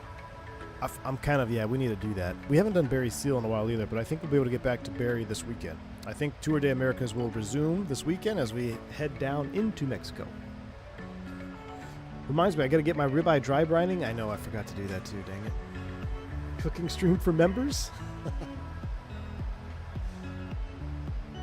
You got to slow smoke the brisket while you sleep? Yeah, true. True. That's why I love the Camp Chef, man. Set that thing and forget it. The only thing you got to do is add more pellets if you go through a whole one. Jeremy, the Baron 58 is coming from Black Square. How awesome is that, Jeremy? I cannot wait for the Baron 58. I know Wingnut's going to be all over that one, too. Just tuned in. Love the livery. Casey, good to see you, my friend. Welcome on board, my man. We're just cruising our way up to Raleigh, Durham today. Where could we take that Aero? We could probably do... Maybe we can do, like, Lake Havasu. Do some desert flying. Lake Havasu down to... Kern Valley. We haven't been to Kern Valley in a while. Maybe we need to do a Kern Valley fly-in. Tolus Max Random Failures when Atula. Man, it's been so long since I've been in the Tolus. I don't even know if I have it installed. The 3 a.m. feeding seems like a perfect time to start the brisket. Bo, you do have a point, my man. You have a point. You have a point. Did I fly the Baron in real life? Yeah, just a little bit, man. Not a ton, though. I flew a Baron at 58 around with a buddy just a handful of times. I spent most of my twin prop stuff is Piper Seminoles era, or Piper Seminole, and then the Chieftain series, Chieftain, Navajo. Those are most of my big twins. Cessna 310. I manage a 310, so I'd say the bulk is Navajo, Chieftain, Cessna 310, and then Seminole and Baron. Milford Sound. Ooh, logo lights. It's a good one. Maybe we should do a little New Zealand situation. We could do some SEALs ops in the CL350. I would love to. Yeah, I would love to. But I just don't want to fire X-Plane up for that, man. I just can't. I mean, the Challenger is a great airplane, but if I'm going to do any type of scenery flying where scenery is important, it's got to be in Microsoft Flight Sim. And unless there's a payware. Oh man, I thought I was in drone cam. I was not. Just like a reset. Hopefully I didn't reset everything. NZA sim update, all their scenery too? Really? Okay. A310 peak sexy. It is, dude. Oh, A space 310 wingnut. Hey, we got to be very careful. A space 310. A Cessna 310. Yeah. Yeah, Cessna 310R. I actually just found out that it crashed. It crashed a couple years ago, and the owner was killed. Not the guy I flew for. But, yeah, he sold it. And when he sold it, I believe that's who was crashed and killed. I was doing some reading on the Reelberry seal. He was a 707 captain for TWA. So if we get a 707, we'll have to do some Berry seal as a captain. Absolutely, Jeremy. Absolutely, man. Have I heard of the Technam? I have. This is definitely XP72 vibes, isn't it? Blackbird Controls is in the house. Blackbird, my man. Good to see you, dude. How you doing? Thank you for the 10 gifted subs. Blackbird Controls. Too kind of you, my friend. Too kind. If you haven't checked out really Blackbird, we're having a dedicated flight deck cam. It's simul streaming right now. If you click the link, I'll show you. If we do, if I go back to the regular. Oh, there we go. We'll do this one. So for takeoff and landing, that's going to be our camera over there on the flight deck cam stream. And it'll be up the whole stream, so we'll have the Blackbird control levers in there soon enough, man. Thank you so much for the 10 gifted subs. And if y'all haven't already checked out Blackbird Controls, make sure you do. Make sure you do. Best Honeycomb Bravo mods you can use. Do you use frame generation? I do not, Jake. I used to use the frame gen mod, and then I got the 40 series GPU. I used native frame gen, was great. Then now that I have the AMD card, I haven't used it since. I haven't needed to. So, I haven't needed to use frame gen, knock on wood. I know they have a default setting now in the sim, in Sim Update 2 for the AMD frame gen, but I haven't needed it yet. Oh, chat. 20% off Not Memorial Day sale TM going on today. Good time to check it out. Well, here you go. If you want to get yourself some Blackbird control levers for your Honeycomb Bravo, today is the day. Wait no longer. 20% off Not Memorial Day sale. We're no longer memorializing Blackbird Control's brain cell that was lost during the war. Thank you, Blackbird. Appreciate you, man. What kind of FPS levels do you get with the 79XTX? I'm looking to buy one. Wind, I'll be honest with you, I have no idea. I used to track it right when I got the XTX, but I haven't even looked at FPS after, a handful of streams, because all I look for is smoothness, right? I want a smooth, buttery performance, and that's what I'm getting right now. So I couldn't even tell you. I'm sure it's somewhere 30, 40s, The 727 throttle is way too tempting. Wait, you don't have the 727 throttle, Shakovic? Come on now. Especially, we're going to do a 727. Well, I'm going to get back on that 72 again. There's a special livery in the works, allegedly, that I'm going to be flying allegedly soon, allegedly. And you need them. You need to fly that 727 with proper control levers is just a different experience. Can you please suggest some good budget rudders? You know what, Atul? I had the Throttletek Pro Flight rudders forever. Now, they're not the most accurate. You're going to need curves. But they lasted me a long time, man. I've heard a lot of good things about CH rudder pedals. I don't know if they even still have them around. But the CH products is a good one to go to. But as far as budget, I think those are the two entries. I think Thrustmaster has a budget level pedal, but I don't know anything about those. I've never used them, so I'm not gonna recommend or not recommend them. It's just I don't know. I think they do have an entry level rudder set though. But I've only had 2 sets of rudder pedals my whole sim life. Throttletek Pro Flight rudder pedals and the MFG crosswinds that I have right now. So those are the only rudder pedals I've ever had. And you guys remember, some of the OG members of the stream, you guys remember when I had the Throttletek Pro Flight rudder pedals, I had one axis was completely broken. The spring was broken.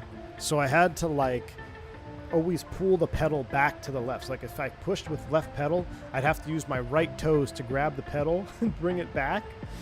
Because I wore those pedals into the ground, man. But they worked. They worked. Honeycomb has the Charlie pedals, but I haven't heard a peep about how they are. Yeah, I haven't heard anything about new Honeycomb stuff. Digital Merc says he ran the T1600 HOTAS plus rudder set for years. There you go. There's a recommendation. Man, look at this. Look at the sky colors right now. Where's the yellow sim enjoyers at? Look at those clouds right now. Juice. I use the entry-level Thrustmasters. They're okay. Need lots of curves too. I think that's what you're gonna find you need with probably any entry-level rudder set. Is you're going to need to do some tweaking with curves and stuff. I think that's when you start getting into the higher end hardware for pedals especially, you won't need as much. Looks about the same as I get with Rex Boss. Yeah, but it doesn't fly the same because it's rail sim. And who wants to run Rex? I ran Rex in 2004. Rex is so 2004 zippy. No 747 throttles. I know Blackbird. What's going on with that? Well, there is no 7.4 yet in the stream. I'm sure he'll make one. I'm sure he'll make some 7.4. I was lucky. If you want 747 throttles, just get 2 sets of 727 levers. Then you'll have 4 and 2 extras. I have the Throttletek CH and the Thrustmaster TPRs currently. The only one I hated was the CH. It felt and sounded like they were filled with rocks. Ooh. Well, there you go. That's some good insight on the CH. What is my exposure setting? I wouldn't know how to tell you, Fighterer. I wouldn't even know how to adjust it. 2020 is dead to me, AFO. Dead to me. I guess I'll spend a bit more and get the one Windwing is offering. A tool. The Windwing pedals, they look very similar to the Crosswinds. Windwing did their copycat homework pretty good on that. And if they're anything like the Crosswinds, I'm sure they'll be great. I got the Logi Pro Flight pedals when I want some new ones. Oh, you want some new ones? Yeah. You know what I've got cooking? 747 will have to come much later. I know, Blackbird. I know. All right. All right. It doesn't feel on rails to me unless you count PMDG taxi fuel. Okay, Zippy. Keep telling yourself that, Zippy. One day we'll convert Zippy to 2024. One day. My first ever rudder pedals were those CH things, as I didn't know any better, ended up in the trash. Yeah, we had, at my flight school, we had CH rudder pedals. Yeah, we had a CH yoke too, I believe. Do you think the Windwing throttles would be a game changer? Are you talking about the Airbus one? Whitson J. They look interesting. I mean, they look... in the video that I saw, it looked like they had very minimal travel. So, I mean, like on the... if I go to the, like the regular cam display here, I mean, it's the travel on an actual Airbus thrust lever set makes a big difference if you're going to be doing hand flying. If you never hand fly the Airbus, then I'm sure you'll be just fine. For the price point and their metal construction, if they are indeed metal, I think it's going to be a heck of a lot better than the TCA Airbus pack. You guys know that I had the TCA Airbus pack for a little while, and then I immediately pretty much tossed it out after a handful of flights. I just couldn't do what I wanted to do with it. There was noise. I could have just had maybe not a good unit. Maybe it was the quality control issues on mine, but I would highly recommend maybe staying towards something a little more universal than going that way. You don't need to convert. As soon as I don't hear someone having a stupid issue for at least 2 months, I can go from 2020 to 24. I haven't had a stupid issue, Zippy. When's the last time we had an issue? There's also the mounting issues, true. Yeah, the flap and spoiler panel does look very promising, Atul. You're absolutely right.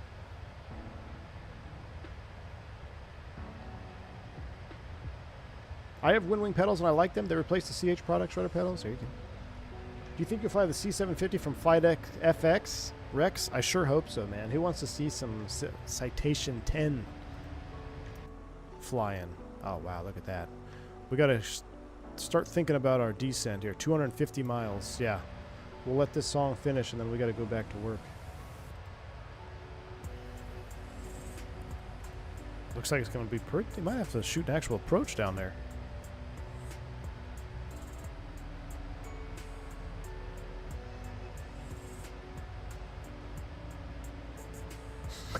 Blackbird. I want to use the TCA because of that factor. Oh, I want to toss the TCA because of that factor. Yeah. So I don't know if you're going into Expo, Whitson J, but I think we'll see a lot of interesting stuff at the Expo this year. As far as throttles are concerned, peripherals, I'm really looking forward to seeing hopefully that floor mounted yoke from Windwing if they're there, if they get to come in. Do I still like my Airbus tiller? Absolutely, Jeremy. We got it up on the vertical stream. You also need to figure out how to get your bank angle working. Ah, Callie Simmer, I know. Dang it. I'm sorry, I totally forgot. Yeah, Callie, I need to figure that out. And the audios. Bank angle check. All right. I'm gonna work on that after this stream, Callie. Promise you. Because who's going to fund my coffee addiction without Callie Simmer, bank angle checking? All right, let me go ahead and put everything back to preparation cam. So let's go back to this camera as we get ready for our approach. Over there on the flight deck cam, this cam is full size. Let's get some weather. Raleigh, Durham. You guys think SpaceX will go to simulate landing of a Starship tonight? I had no idea they were doing any of that tonight. Alright, weather request, Raleigh, Durham.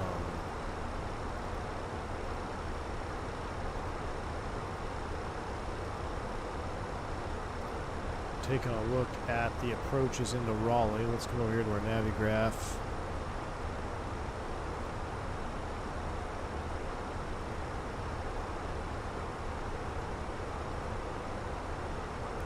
Fives. Let's see, they got ILS 5 right.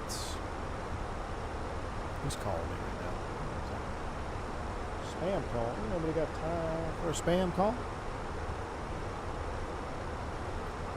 So we got ILS to 5. Let's go back here. Received. Right now, Raleigh is showing 060 at 8. 2 miles. Light rain mist broken at 7. Ooh.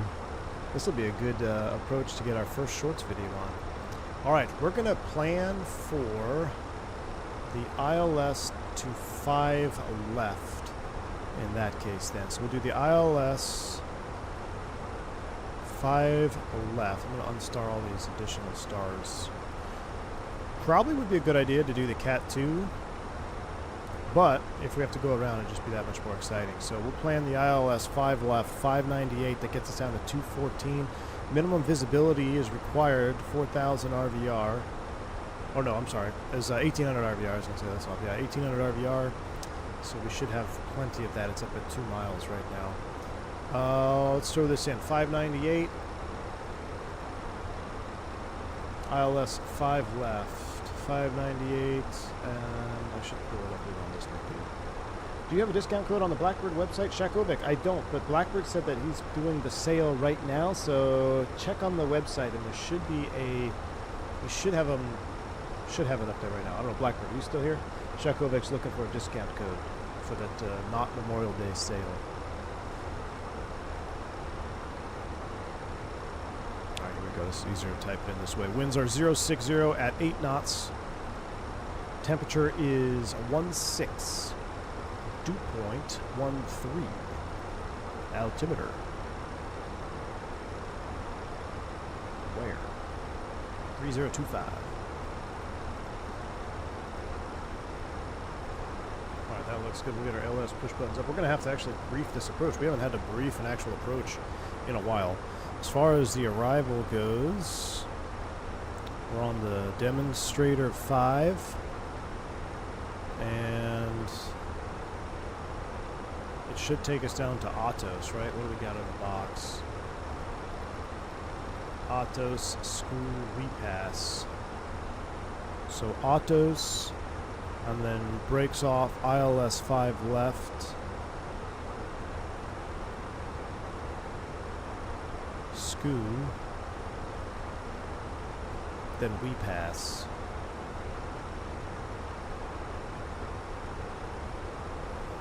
So we need to extend this approach via here. Approach via Atos. Insert. Select heading track. Insert. Renav it up here. Don't fly in heading mode from Minneapolis to Vegas or Phoenix. Like a 737 driver that I know of. Alright. Let's see. Atos, Chowder, Bull, Bouillon, Too Steep to Skoo, We Pass. That all looks good. That's all in the box. As far as perf data is concerned, that all stayed in there right now. Let's do our, 316. We'll do 310 on the descent speed.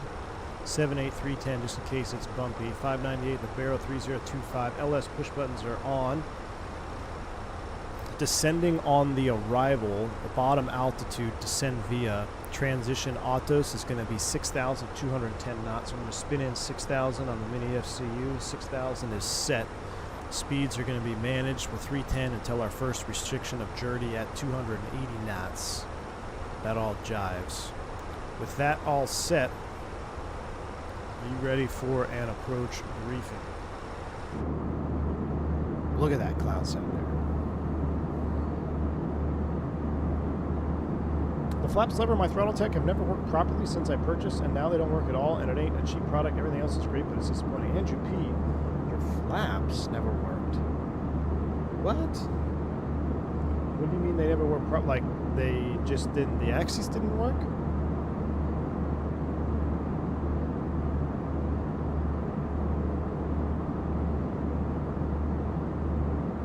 Today's sale is a deeper discount than the permanent 10% off for the B1 community, says Blackbird. Ah, yes. There we go. I'm showing rain at 2 miles visit Raleigh. Nice, will be fun. There we go. All right. Man, I'm just looking up. Just love seeing this cloud layer, like these different layers. You know, you got this light, fuzzy, wispy stuff, and then you've got some more cumulatives. All right. Let's brief the approach. That's not what I want to do. Go back, Raleigh, approach. I missed the fly pad. The fly pad. Alright, do I hit the arrow? No, I click on this microscopic sidebar. How do I make it full screen again? Nope. I just want a full screen chart page. I guess you can't do it. All right. I know there's a way. I just forget. Come on, Amir. I need to get rid of the sidebar.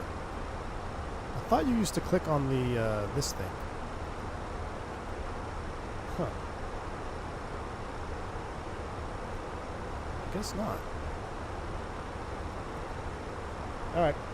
Are you ready for a briefing? You have control. Do you have any threats? Low visibility down there and unfamiliar airport, and it's a default scenery, so it's going to be kind of gross. All right, I agree with all those. We're set up to come down the demonstrator 5. We've got our bottom altitude 6,000 is set. From there, we're going to transition to the actual ILS runway 5 left. I've got chart 11-1 effective 20 December of 24, 109.1 auto tune. Final approach course will be 054. It should be marked right here. That's a glaring issue. The Fenix 054 course should be marked there with the Maltese cross.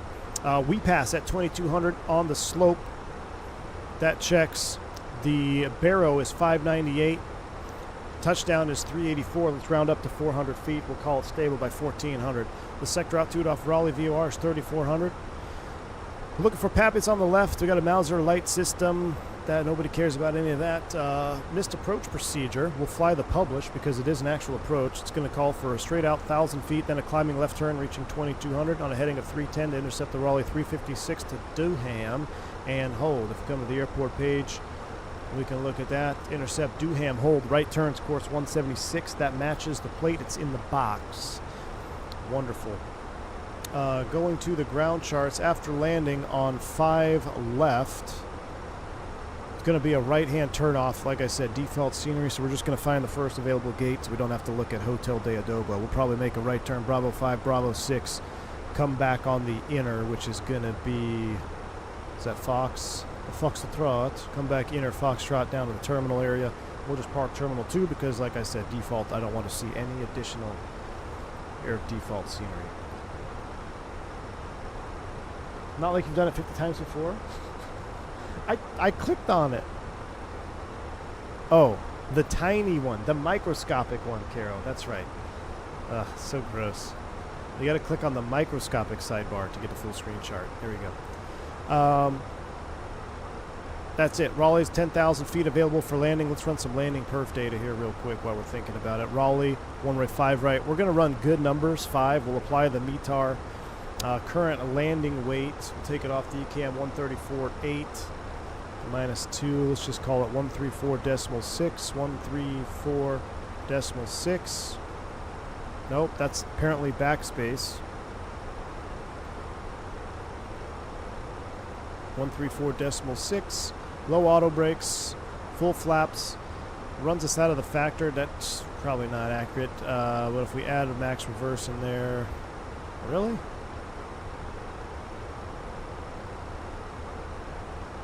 10,000 foot runway. Landing distance. Oh, no, it's got the displaced threshold. 7,500 feet. Okay, so that makes sense, yeah. 4901. 5,700 factored. Flaps full, manual brakes. Even if you shot the auto land, we still are looking good. That's with medium auto brakes. We're going to use manual brakes, full reverse, though. That's with condition good. Good to medium. If we're getting reports of heavy rain, then we'll stick it up one. We'll throw the auto brakes on medium. But I think we'll be fine with good numbers. All right, that's all set. We're getting ready to start down. TOD is approaching in 20 miles. Might start picking up some chop here in our descent. Do this landing with auto-tune? What do you mean? They all auto-tune. First time trying Blackbird. I'll see how they compare to Pro Sim. Shakovic. There's not many things I can guarantee in this world, but I can guarantee you they're going to blow Pro Sim out of the water. John Cole, big hey V1, big fan. Hope you're doing good. What's your recommendation on turbulence settings, Microsoft? I run realistic in 2024, unless we're doing GA. Well, actually, I haven't even done GA in a while. I run realistic.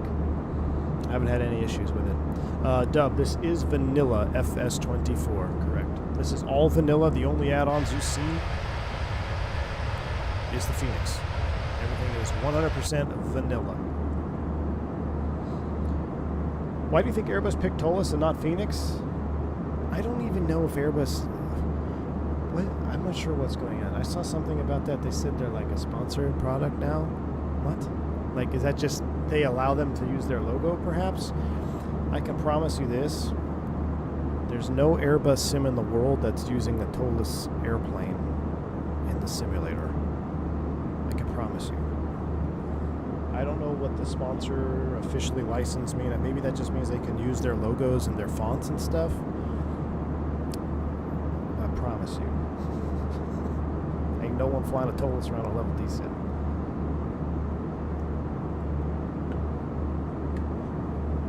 So, I'm not sure what they're reading into. People are reading way too much into the Tolis partnership. Yeah, I'm not sure. I'm not sure what it entails, but I don't know.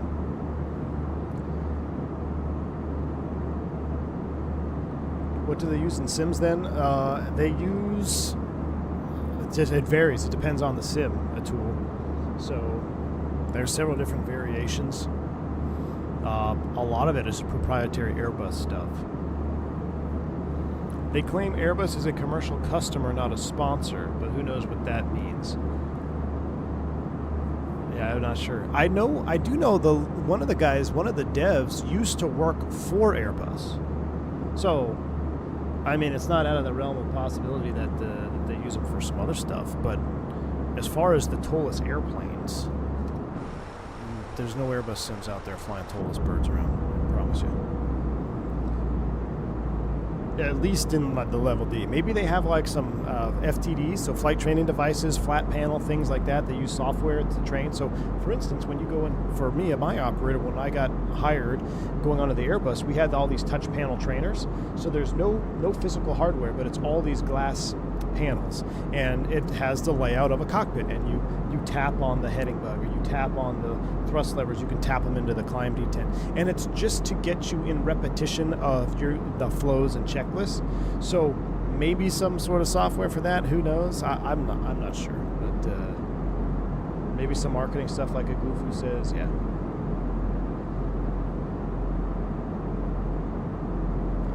Tolis said Airbus is using their product internally for facilitating different facets of their work.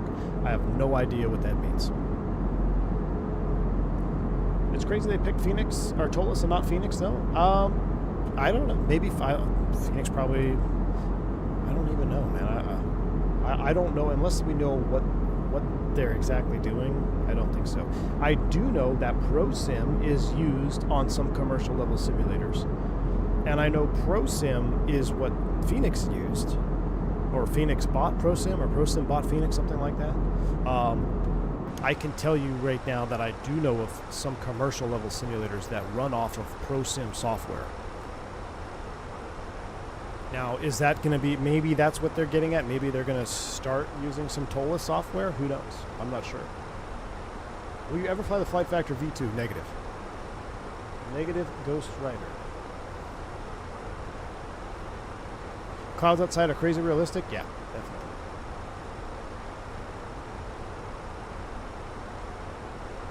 Tolis came out with a Tolis Pro version?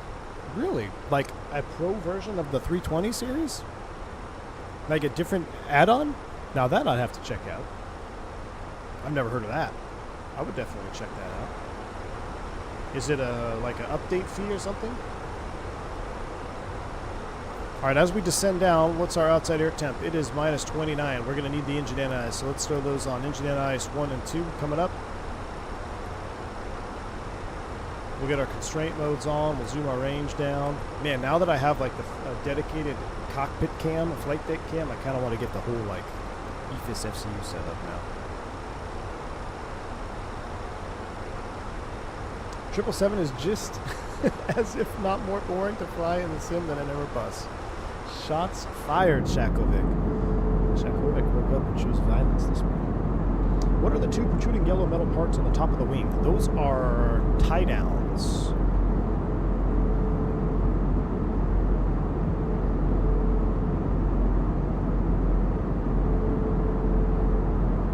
Hello everyone, finished my first set of finals today. Awarded myself some V1. JT, welcome in, man. Glad to have you on board, my friend. All right, we got 6,000 set on the FCU. We're in a managed descent. Engine anti-ice is on. Weather radar doesn't work, so let's just throw terrain on ND because why not? Waiting for the BFU wind.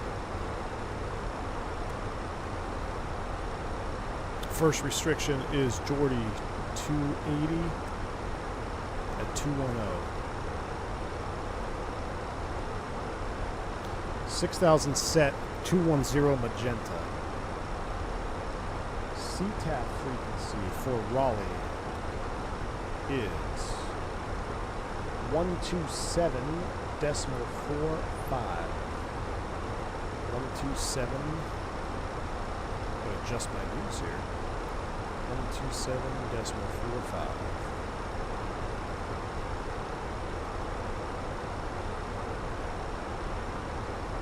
Raleigh traffic, JetBlue 357. We're just outside of Jordy. We'll be setting up for the ILS 5 left in the Raleigh-Durham traffic. Just getting a little advisory call out there. We'll throw a little bone out there, see if anyone responds, if there's any traffic. Oh, cloud surfing in the Phoenix. Oh, let's go back to cloud surfing. That's cool. I flew with the SAS in the cockpit once, and the captain called top of descent. Something I can't say here. I think that's something you heard. Cheeky, funny, naughty thing. Oh, I can't think of it. Top of drop. Although that's really a... I've heard the term top of drop used in flight sim content. It's kind of cringe to me because I don't think I've ever called it top of drop in the real airplane or heard it called top of drop in the real airplane. I can't think of anything dirty. I'm curious. Send it, John Cole. What do you say? Synaptic Sim doing a dev stream on July 7th. Watch party? Ooh. July 7th? That sounds like a day that I have a trip, if I'm not mistaken. Yes, this livery is available on the flightsim.to.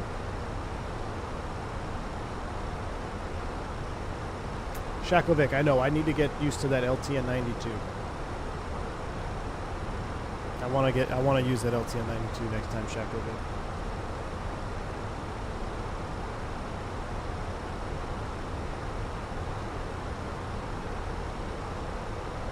Okay, not gonna lie, clouds at 24 are so juice. Cali Simmer. Just waiting here for you. 24 is right at your fingertips. Don't let Zippy influence you into staying on 2020, Cali Simmer. You deserve to fly 2024. Let's go through this top layer here. 220, you say? Ooh, perked up wingnut. Speaking of 220 drivers, wingnut, when are you going to fly the 220? Are you going to fly the 220? I think they should give it to that full flap sim guy. I think full flap sim was typed on the 220. Am I doing breeze hops in the 220? Oh, for sure, JJ.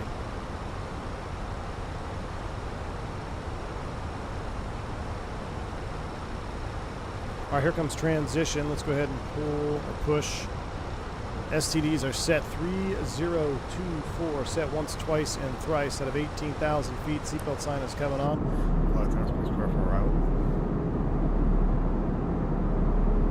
I only have 12 gigs VRAM. Do you think we'll fly 1440 at FS24? Try 1080p first.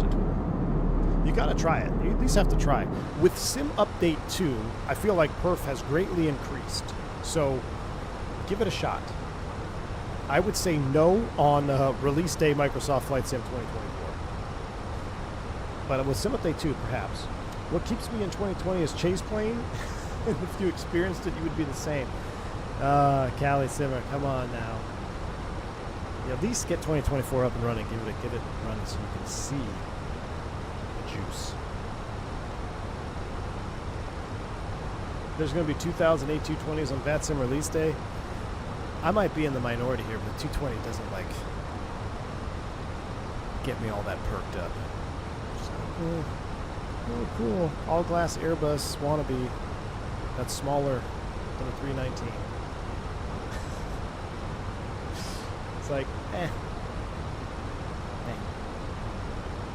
I'll definitely fly it, but I want to see what this sounds like. It better have good sounds. 2020 chase plane is the reason why I haven't gone to 24. Man, it's that good, huh? Multiple people are saying that. What's the holdup with 24 then? Are they actively trying to get it to work to 24, or they just say no? Yeah, JJ, I agree with you. It's got to have the real deal sounds. Got to have real deal sounds, or else it's dead to me too. Erroneous. Kind of what happened to Mr. Nightcrawler. I'm going to end this poll. Looks like the next stream has beat the fly-by-wire, so we're sticking with Phoenix series. Yeah, they're actually working, they're actively working on getting chase plane at a 24. Okay, well, I feel better. Even Blackbird says it really is that good. I'll go to 24 when chase plane releases for it. Wow. This has got me piqued my curiosity now. Ah, there's 2020 clouds. There you go, Blackbird. For all the 2020 lovers, there's your 2020 clouds. Volcanic ash. And there's 2024 in between layered juice. The CSS 7.3 Classic look nice, but the sounds are very bad. Yeah, I do not plan on even attempting that as of right now. I do not even plan on giving CSS the opportunity to try them out at that pricing. Just, I got to see something better. It doesn't even. There's something about the panel, and I don't know if it's the size of the gauges in the panel that look off. It just does not. To me, it just doesn't look right, and I can't necessarily put my finger at it. Now, there's obviously other things that are wrong with the model that have been pointed out, but I'm just talking about the cockpit. It just looks off. I'm on 2020. Is 2024 worth switching after the last update? If you're asking me, I would say, yeah, give it a shot, man. I'm loving 24. I get way better performance and stability than 2020. Dougal, I'm glad you said that because I am in the same boat as you, man. I was shocked. We went back to 2020 for a 777 stream a while ago, and I was very surprised at how poor my performance was in 2020. So, even for that reason too, you know, it's kind of dead to me. It's only on my PC for the 7.5. Even then, I don't know how much longer I'm going to wait for it. So, I might just have to hang tight for the 2024 version to drop. We'll see though. All right, into the clouds at a 12.5. We're 280 on the speed. Still on profile. What's the outside air temp? Is plus 17, so we'll go ahead and help our descent out. We'll go ahead and get those off. Engine eyes can come off. Send it down through the layers now. I get long stutters in 2020, not good on VATSIM. That would definitely be problematic, dude. I got to work in 15 minutes. Are we landing before then? We should be, Captain Jeeb. Matter of fact, if you check the flight deck cam, I want to see the status of the status bar. Let's see here.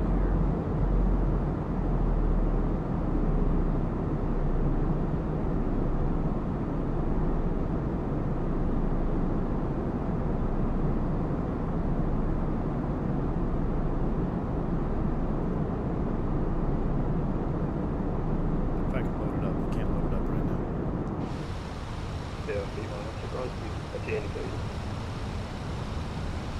Right now we're still on 250 knots per the start.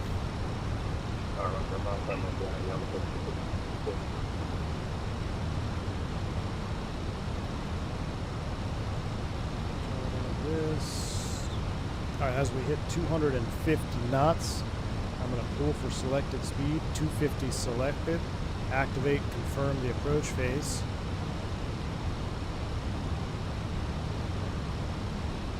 Next is Nigel, 19 or less, excuse me, 10 and 9. Lights are coming up. 5,000 space per flight deck cam. What's up, Water? Yeah, Water, look, I got a full-blown flight deck cam. If you want to see the full flight deck cam, this will be our first landing. We'll be able to record and put into our archive collection for stick movement on landing. Add to that, Sim Update 2 supports foveated rendering quad views, as well as other VR fixes, makes 2020 very hard to build or swallow. I'll take your word for it, Will. It's above my pay grade, but it sounds good. It sounds good to me, man. All right, here comes 10,000 feet. We don't have ATC on, so we'll get the rest of our lights on.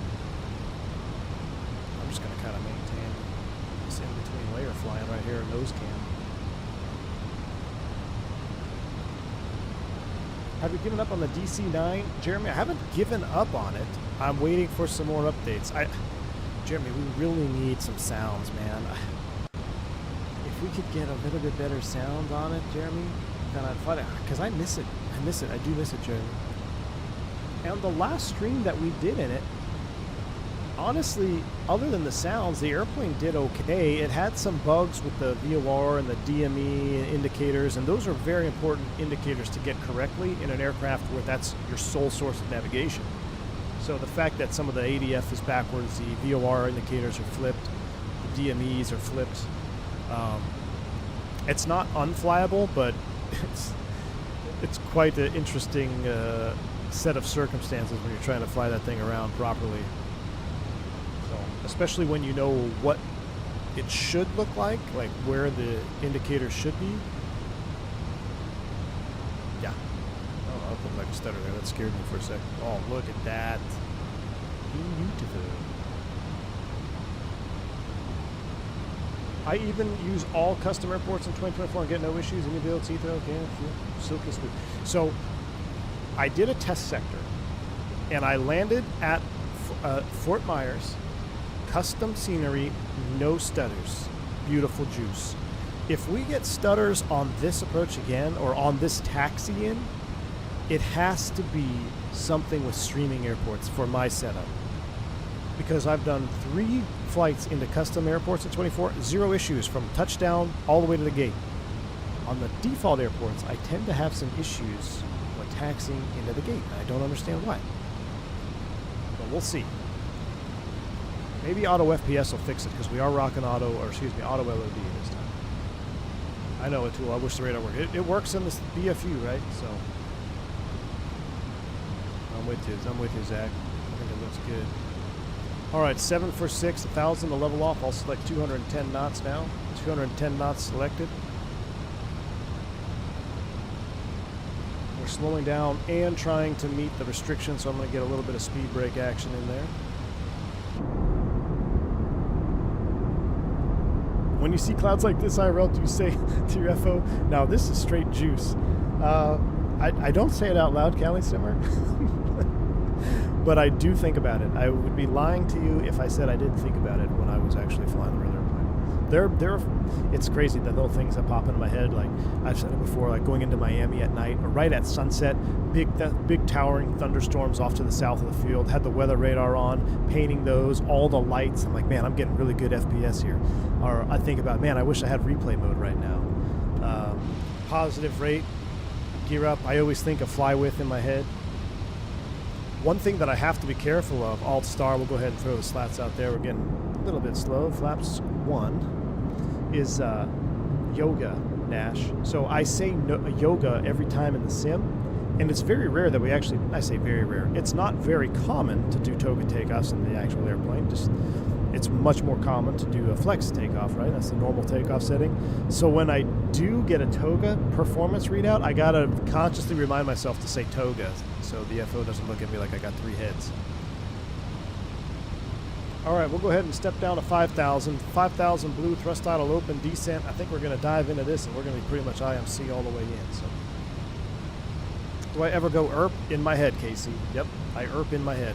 Actually, I had a hard ERP on my last flight coming back into Dallas. The VDGS, the docking guidance system, it just went full-blown stop when we were halfway to the parking areas. Like we were coming in, it was guiding, and then it just goes stop.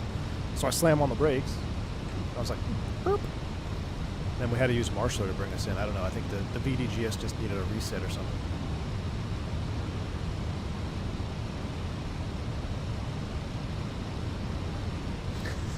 FO looking at you like you're about to pull those fire handles.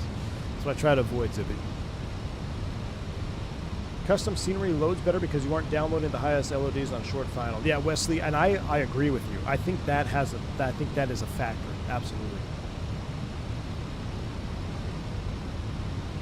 Wind, that's a very interesting, I've never heard of that. So download everything as Sim Update 3 beta, then go back to Sim Update 2. That's a very interesting technique, sir. All right, let's go ahead and arm it up. Glide slope blue, Loke blue, Cat 3 dual, autopilot 1+2, Loke star. Speed's coming back to 180 now. I was a little late on that. Glide slope star. Sim sounds like to come all the way up.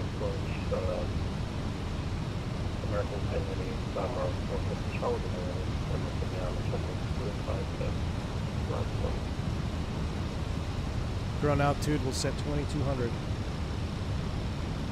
2200 is set. It should be white or blue. It shouldn't be magenta. Oh, it's because we're above it. Yeah, it should be. 2200 is set. We're on altitude. Speed brakes are coming out a little bit high and fast here. Do I attempt flight recorder? All right, vertical stream is going into landing mode. So we're going to have a full side stick and full thrust lever view there on the flight deck cam.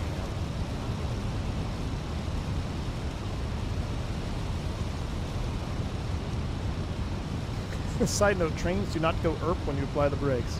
Oh, Blackbird, I got behind a friggin' longest train in history today coming to the HQ. Sat there for like 15 minutes, man. All right, there goes VFE next, minus 10 flaps 2. Oscar, nice hands. Thank you, my friend. I see Oscar checking in on the vertical stream. I'm half tempted to not launch flight recorder because I don't want to attempt to screw up perf. Man, look at this crosswind, 25 knot crosswind already. I know, I need a first stream officer. I know, Vodka, there's a lot going on. Zach checked in on the vertical stream. What's going on, my friend? All right, we're about, field elevation we said was 400, so stable by 14, 2,000 above is 2,400 feet. We'll manage speed. 2,500. Radio altimeters and live.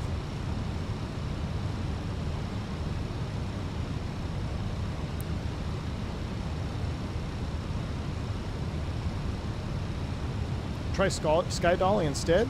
AJ, I'll look into it, man. I'm surprised you haven't had STDs for you, me, and 3. Oh, Thomas Ray, I say that. I've been saying that in the airplane well before I started streaming. All right, there's 2,400 feet, managed speed, gear down, spoilers armed.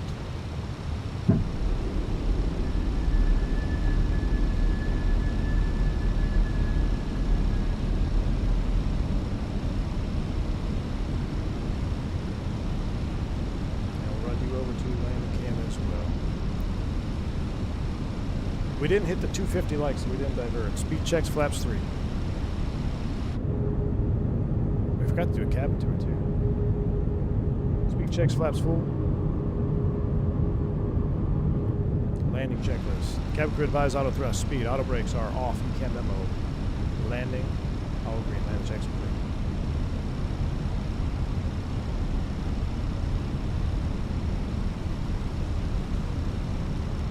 You the wiper?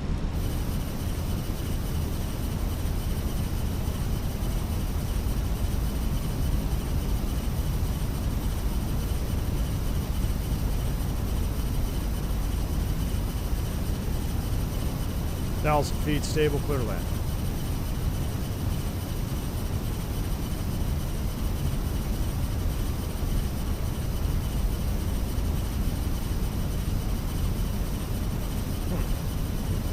Having second thoughts about our decision to not set up for a Cat 2, Cat 3.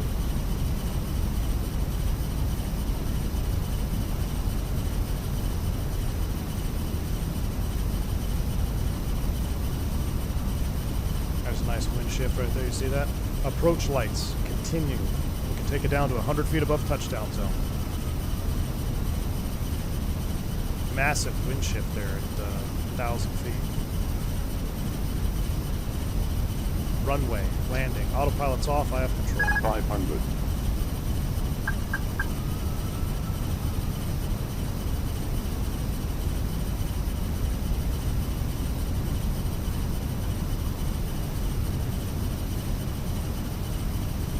100 above. That glide slope looks clearly off.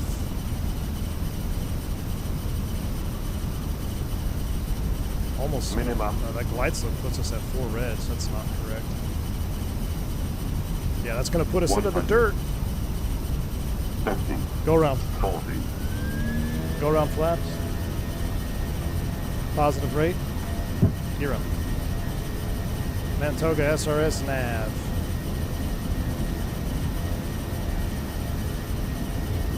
Raleigh traffic, jump 337, go around on 5 left. Think about it. Pilot published. Approaching level off.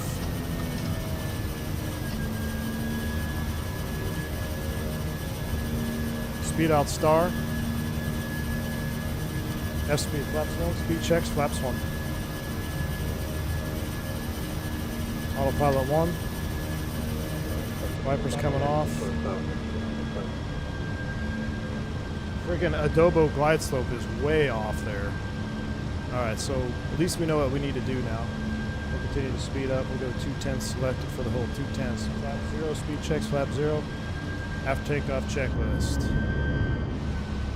Everything's stabilizing here. Alright, after takeoff checklist. Gear flaps up, packs are set. After takeoff checklist is complete. We're going to join the hold here. We'll get rid of the terrain.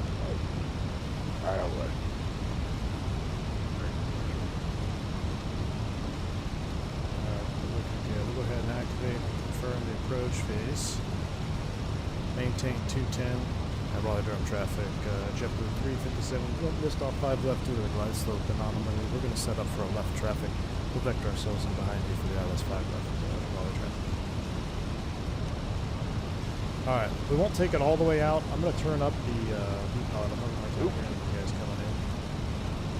So let's go ahead and select heading. JetBlue 357, turn left. Fly heading 300. Vector for the ILS 5 left. Alright, what we're going to do is we're skipping the hold. Going back to 5 left. And we're going to clean up our box off of Bool. Let's go ahead and climb and maintain 3,000. Thrust climb, open climb, 3,000 blue. We're going to direct us off of Bool, 234. Select heading again, heading selected. 3,000. There's our ILS reset up, that looks good. Let's go ahead and turn left now for downwind. Heading 240. Up to 3,000. We'll pick up the speed here. Let's go up to 220. Make it even number. Series, that's why I know not to buy it. A default. 3 is currently 9.6 miles established. 5 right. So we got somebody established at 9 miles for 5 right. Raleigh Durham traffic, JetBlue 357, returning extended downwind for the ILS 05 left 3000. Traffic on 5 left, please advise. So we got another guy landing 5 right. I don't want to cut anybody off here. So you're going to have to see, I'm going to give myself a heading inside of that because the wind is pushing us 30 knots. Let's make it about 225.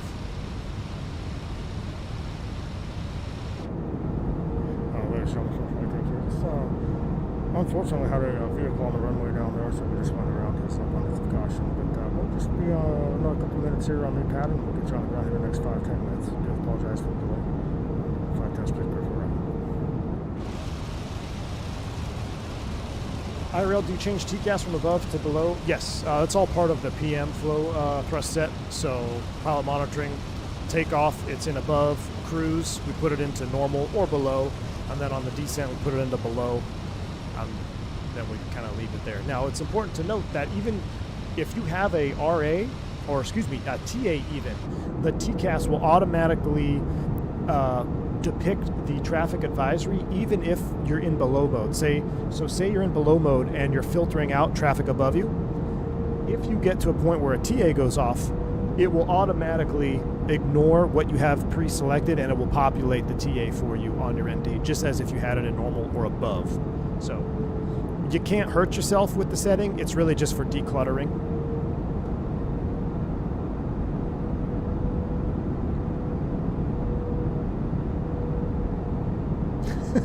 Azopa was so creative that they let pilots gamble between the weather, the pappies, or the glide slope. I love it. I love it. Jerry, all is normal. Keep it on all. So TARA and above. Yeah. All right, I don't hear anybody else coming in on 5 left.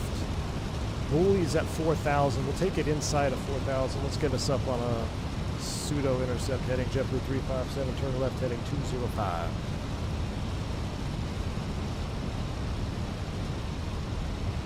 All right, double check our perf is activated and confirmed. It is 135. You know, I'm tempted to add an extra couple of knots there for that wind shear at about 1,000 feet, but we'll leave it as is. I was seeing red over red, white over white, and then off in the distance I heard a voice, and I think it was my flight instructor saying, "You always go around." Yeah. So I noticed that we were 3 reds and I was still above, so I went down to check the glide slope, and then we went 4 reds, and then we were getting way too low, so that's why we punched out.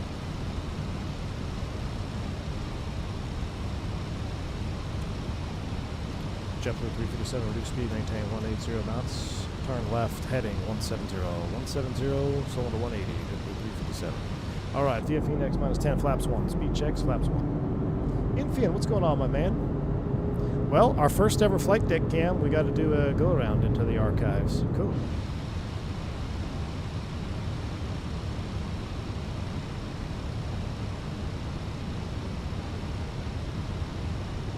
Reminds you of Fly Dubai 981. It's a gnarly one.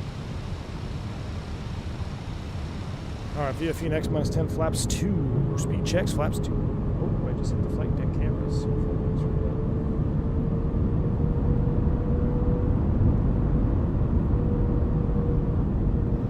between layers here.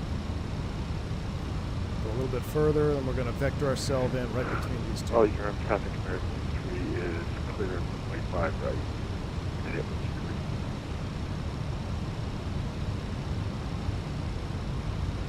Right arm traffic, JetBlue 357 on a modified left base for 5 left 3000, right arm.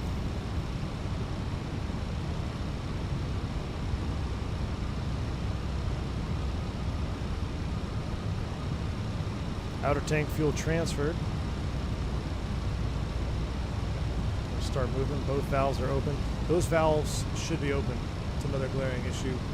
We should have 2 green triangles right here, indicating that the outer tank tip valve or outer tank valves have opened fully. I actually used to think that was modeled. I wonder if that got broken in one of these updates. JetBlue 357, turn left, heading 140.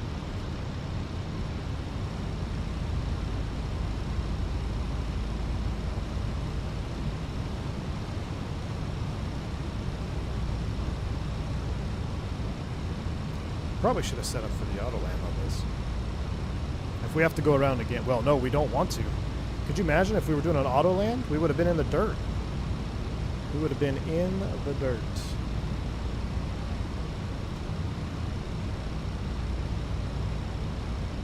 I'll do my best ATC vector here. You ready? JetBlue 357, turn left, heading 095, maintain 3000 till established, cleared ILS from 15 left approach. Alright, it's 095 on the heading, 3 till established, cleared ILS, 5 left approach, JetBlue 357.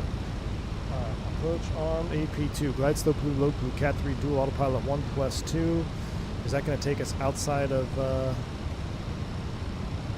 SCU? I don't think so. We'll see what the wind is. I'm trying to counteract for this wind here. Oh, look at that. I'm basically an air traffic controller, chat. Where's Newark at? They should hire me. Newark approach. I am for hire. Look at that beautiful vector just outside of SCU.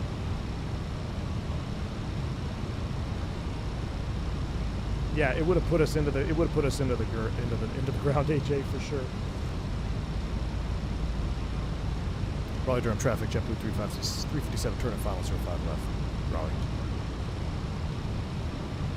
Jeff is here. What's up, Jeff? Jeff's a controller. Good to see you, man. Lokestar. Loke's alive.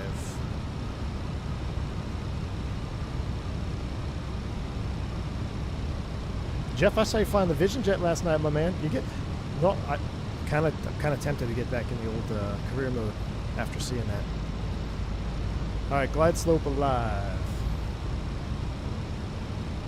Glide slope star, go around altitude is going to be set 2200 blue. 2200 blue. Manage speed, gear down.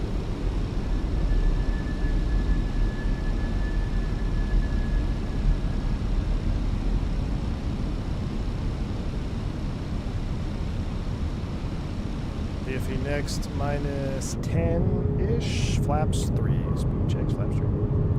With some updates, you'll be doing more. I'm currently rebuilding my sim room. Oh, awesome, man! I can't wait to see the updated sim room.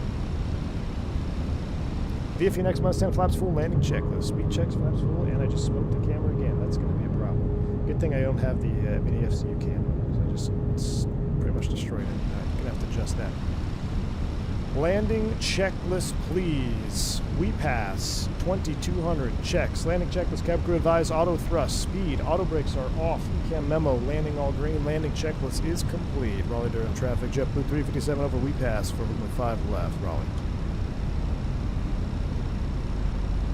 All right, so we're going to follow the slope until we can see the approach lights, and then we're going to get off of the slope. I will use the bird. Get ready for, I'm going to brief a glide slope oral warning. So we will get a nuisance warning on the glide slope. We will treat it as a nuisance warning only if we are visual. If we get one prior to being visual, then we're just going to punch out and go around again. But that is your little mini briefing.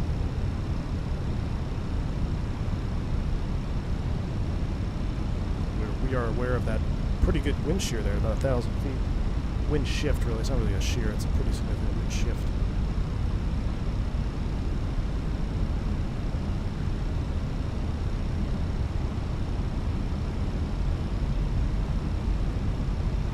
All right, into the rain, here we go.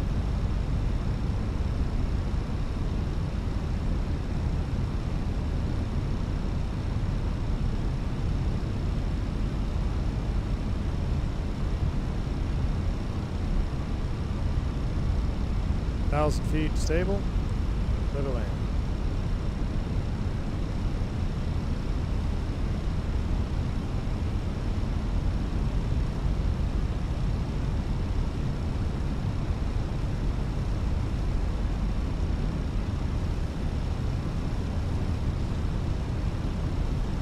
Wipers, please. Oh, that's aggressive.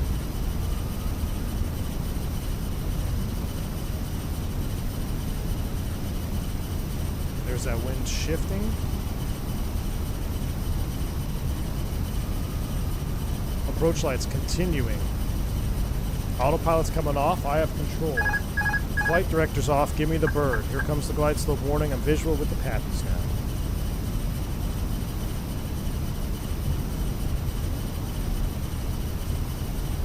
Above.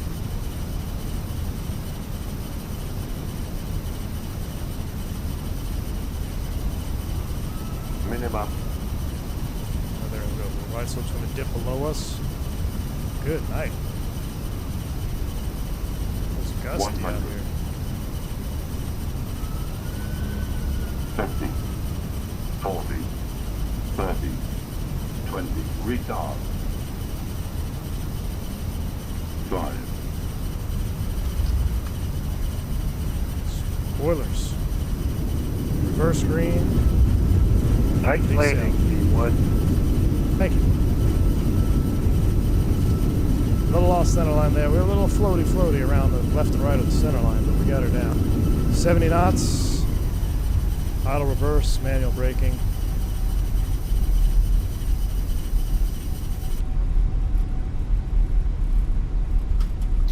Still the reversers. Now we have Volanta to check our landing rate, so we'll be able to see that.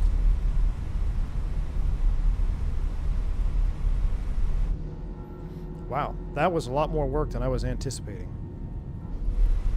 We're going to take it to Foxtrot, will be the second right turn. Let's clean the spoilers coming back. Parked, then signing off. Catch you all on the next one. Take it easy, man. Thanks for flying. You had to rally together to get it done. I like it. I like it. Let me just stop the airplane here so I don't taxi into the dirt. Alright, here we go. Raleigh traffic, JetBlue 257, clear of 5 left, taxi Terminal 2, Raleigh.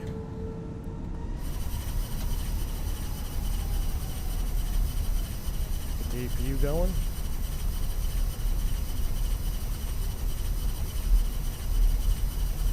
Are the wipers really that loud? Yes, they are, Russ. They are just as annoying. Even when you really need them, you try to not use them. Put the vertical cam back on the cockpit cam there for full cockpit. Got our tiller cam up. We'll go ahead and clear that off. We'll spin that down to 0. After landing checklist is complete. APU's coming up. No return leg, no return leg. We might do a second stream later today. I'm gonna have to check some stuff. Like I said, I still have some family in town. I got some things going on, so we'll see. Make sure your notifications are on if you want to be around for a second stream later. All things considered, I think it was a good landing. Hey, I'm not disappointed with it. Let me check. What did Volanta say?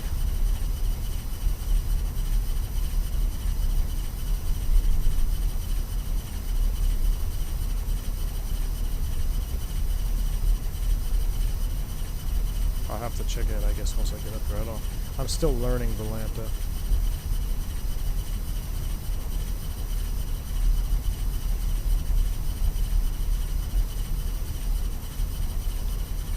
Set a landing rate. Minus 17.59 feet per minute with a G-force of 0.72. Yeah, okay. That's why I don't believe the landing rates. In the words of Caro, who cares about feet per minute? Just land the airplane. I agree. Thanks, Fiona, for the stream. Have a good one. God bless. Hey, take it easy, bud.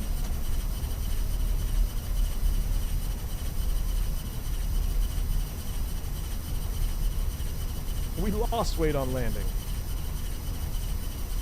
It's never given you something as low as that? Well, Infin, that's because you land too hard, bro. It's a skill issue. It's a skill issue, my man. All right, I can't take the APU anymore, or the wiper anymore. We'll just taxi with the dirty windshield. It's a skill issue, Infin.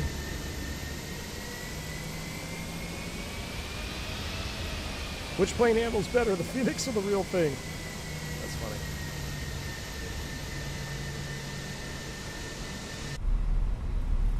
Alright, we'll park here next to this Mercant. Kill the taxi light. We got a double stripe for parking. Is that what we got there? Yeah, looks like it. They still run that 777 out of here, out of Raleigh? There's a Heathrow.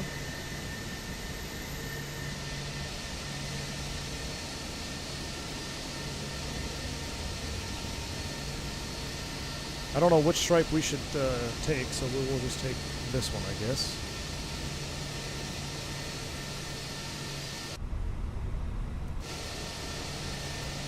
Should we split the difference? Let's split the difference. Let's go in between the two lines. Yeah, default scenery. We're going to go between the two lines. That way we don't touch tips over there with American. Erp. Brakes are set. APU is running. Let's go ahead and shut it down. Number 2. Seatbelt sign. Number 1.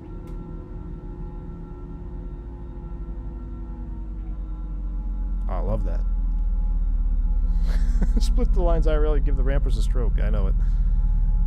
That's why we love SimWorld, man. Nah, we didn't divert, Tyson. We didn't hit the light goal prior to top of climb. Maybe next time.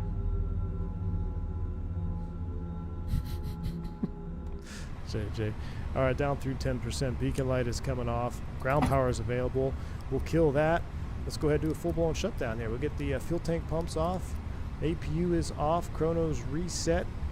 We go in here, get our out, off, in times. We'll put our transponder into standby, squawking 2000. Beautiful. Weather radar would have been off after the after landing flow. Radar PWS comes off after landing. The GCS and multi-scan, they live in auto, so some airplanes you have to like turn them into auto. They've always lived in auto for us. Alright, that looks good. We'll connect D-board. Now we need to connect the jetway. Alright, chat. That's all she wrote. We don't have any flight recorder to go over, but you got 2 landings. The next stream, we will attempt flight recorder. We'll see if that causes any issues. I feel like every stream that I have done with the flight recorder, for some reason, we get those stutters on final. We didn't have a single stutter. We had one stutter going into the clouds, like way back on top of descent, but other than that, it's been a smooth flight. I don't even have the sail music, chat. I don't think I have the sail music. Hold on.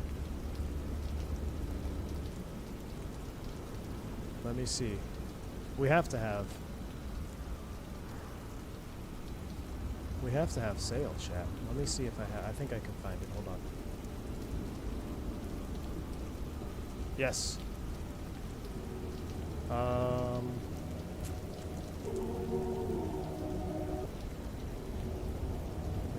Is it playing for you? Probably not.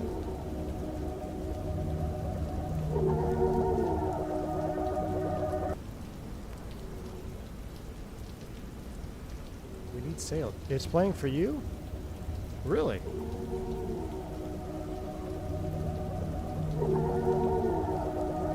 Well, that's crazy. Oh, here we go. Now I can hear it too. All right. All right, y'all. Well, I hope you enjoyed that stream. Like I said, I will try to do another one either later this evening. If not, we'll be back live tomorrow in the 321. I'm going to work on getting those alerts fixed up. I hope you enjoyed. For those that tuned in to the cockpit cam, I appreciate you. I'll start clipping. I'll put our first landing and first go around into the archives. I'll be able to keep track of all that. You guys have been awesome. I've missed y'all. I know it's been kind of spotty with the content lately, but I'm going to do my best to get a little bit more consistent now that the first 2 weeks of newborn are starting to settle in. So y'all have been awesome. Thank you for the support. I'll catch you on the next one. Until then, stay safe, stay healthy, I'll be one. See you.